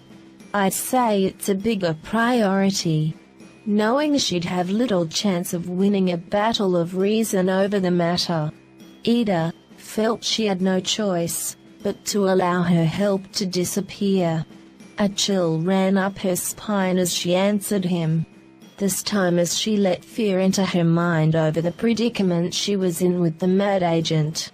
She controlled her reaction better when talking, so not Terry, or anyone else watching, knew she felt afraid to see the protection of the guards leave her side. "Return as soon as you can. I don't have much time for dealing with this today." While the guards ran off to do their job, they divided into team sets to tackle the different areas of Happy currently in need of their assistance over its security breaches. Ida turned to Terry, glad to see the man had not seemed to have taken in what fully had taken place around him. Shame, she thought as she forced to make him acknowledge their lack of protective escort. Well, at least protective escort to her. To him, the guards had been there to help keep him in line. This call to duty the men and women helping had to take on, just made her day, but in the bad sense. "Mr. Skinny, the smart thing to do right now is wait, and not try anything dumb," she stated to him, mentally crossing her fingers he'd actually listened to her without his normal feisty attitude surfacing in return. Having it click in Terry's mind there were no guards around them took a moment to sink in. Once the fact did sink in, Ida didn't get in another word to him before he took off from her. Alarmed and relieved at the same time watching the Mad agent leave her sight. Ida, minus owning one of the walkie-talkies held by all of Happy's guards, pulled out her cell phone. Her hope as she proceeded to dial the number of the section's security staff, being that all of them weren't too preoccupied with the breaches to help her get back her amoral and somewhat dumb patient. Daydreaming of escape from Happy headquarters had not been good preparation for the real escape. Terry wasn't sure where to go. The complex felt like a labyrinth to him, and he knew what he saw before him was just a tiny fraction of it. Currently he was standing a good distance from where he'd taken off from. A location he was unfamiliar with, but out of sight from the surgeon doctor. It was a crossroads of sorts. To Terry's far left branched off an area with a lighted up sign indicating it would have him moving into another section of Happy. A different form of detention area to the complex. The mad agent was almost positive it was as heavily guarded as what he was used to in the section he had been living in for days. Not worth pursuing since he was sure it wouldn't lead him to the outside of Happy, and would likely lead him back to being in his cell. Just a little further to his right from that, then branched off a tunnel he could hear voices echoing down. To wherever that led, Terry didn't want to take a chance with it. Although to his severe right lay another path, another tunnel. It looked to be a service path meant for people to use, and not cars. He had not heard the roar of an engine since being moved into Happy for jail time. This was what made him sure it couldn't have been one of the highways in the complex leading to far-off areas of the place. Taking note it did have security cameras lining high along the rim where its walls touched its ceiling. Terry gulped in air, and hoped no one, somehow caught sight of him. Wanted, but hopefully not as wanted as who or whatever was causing the security breaches. He crossed the fingers on his only remaining hand.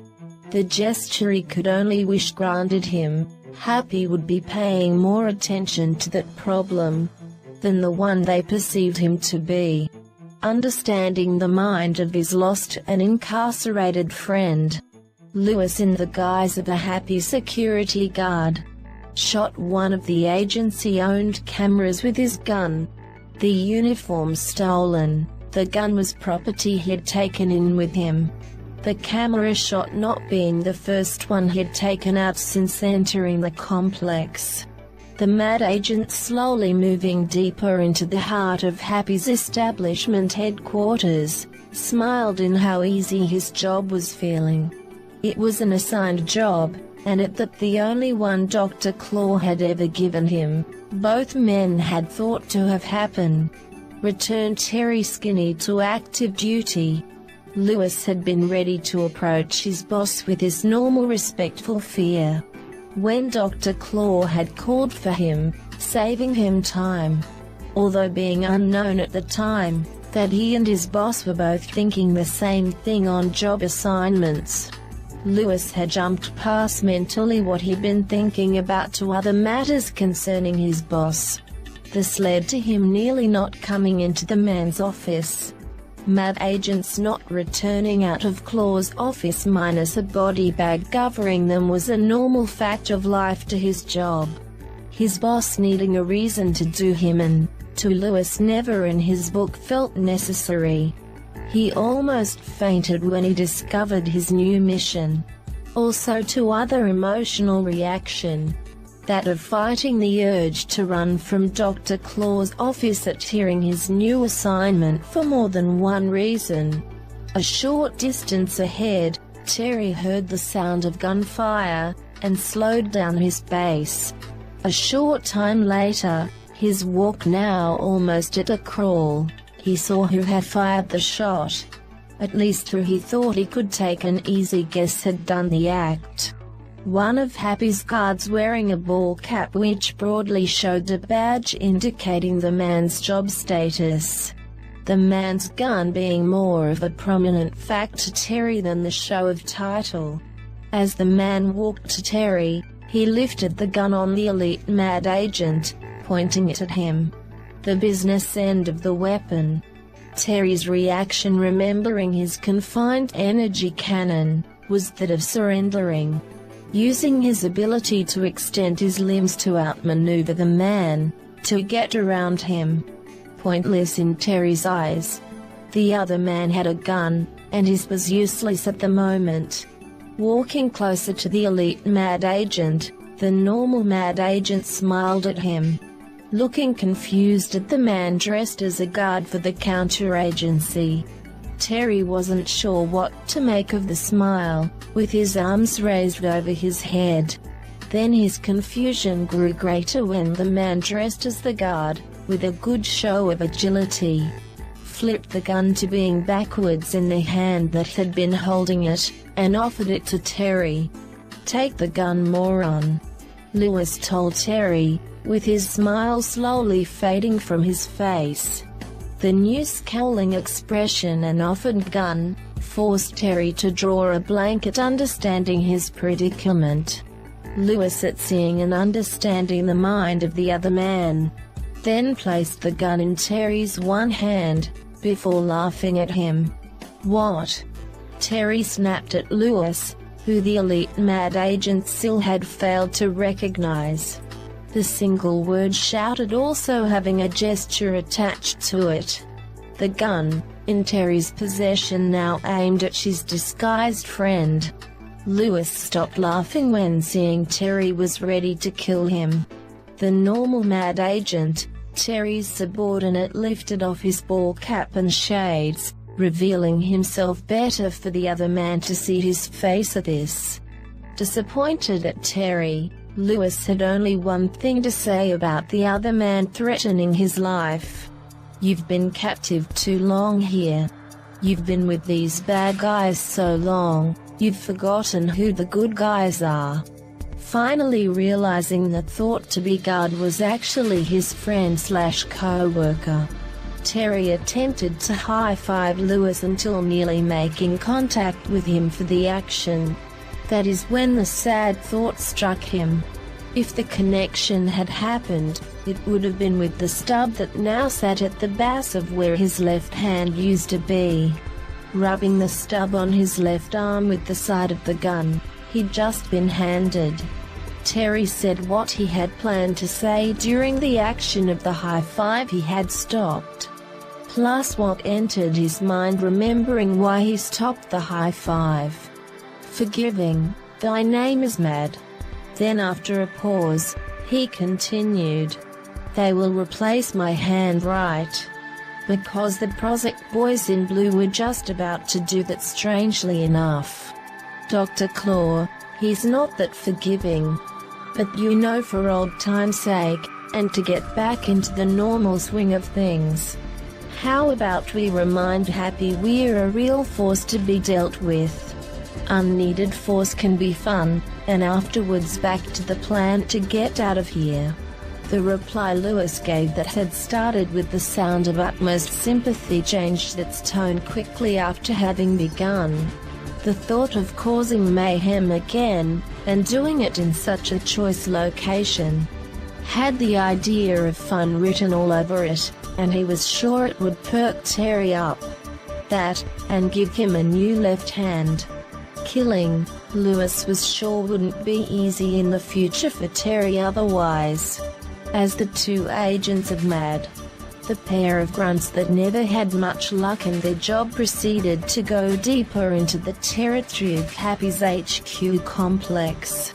The elite agent returning to it. The normal one, doing so more than prior to teaming up again with his co-worker. Terry voiced a sudden thought he felt should have clicked in his head earlier. Lewis, the thorn that got me landed here, Inspector Gadget. He's in the building right now, with your nemesis to boot. Crap, tech and tech. Tech's about your hand. Can you live without it? Lewis replied, feeling a little uneasy about encountering the pair of Happy agents that seemed to be a form of bane on their lives. "No," Terry answered, sounding at once stubborn and almost undetectable in tone, worried. With a sigh, Lewis replied, none too happy, but well accepting of the soon fated battle coming. The good guys versus evil ones.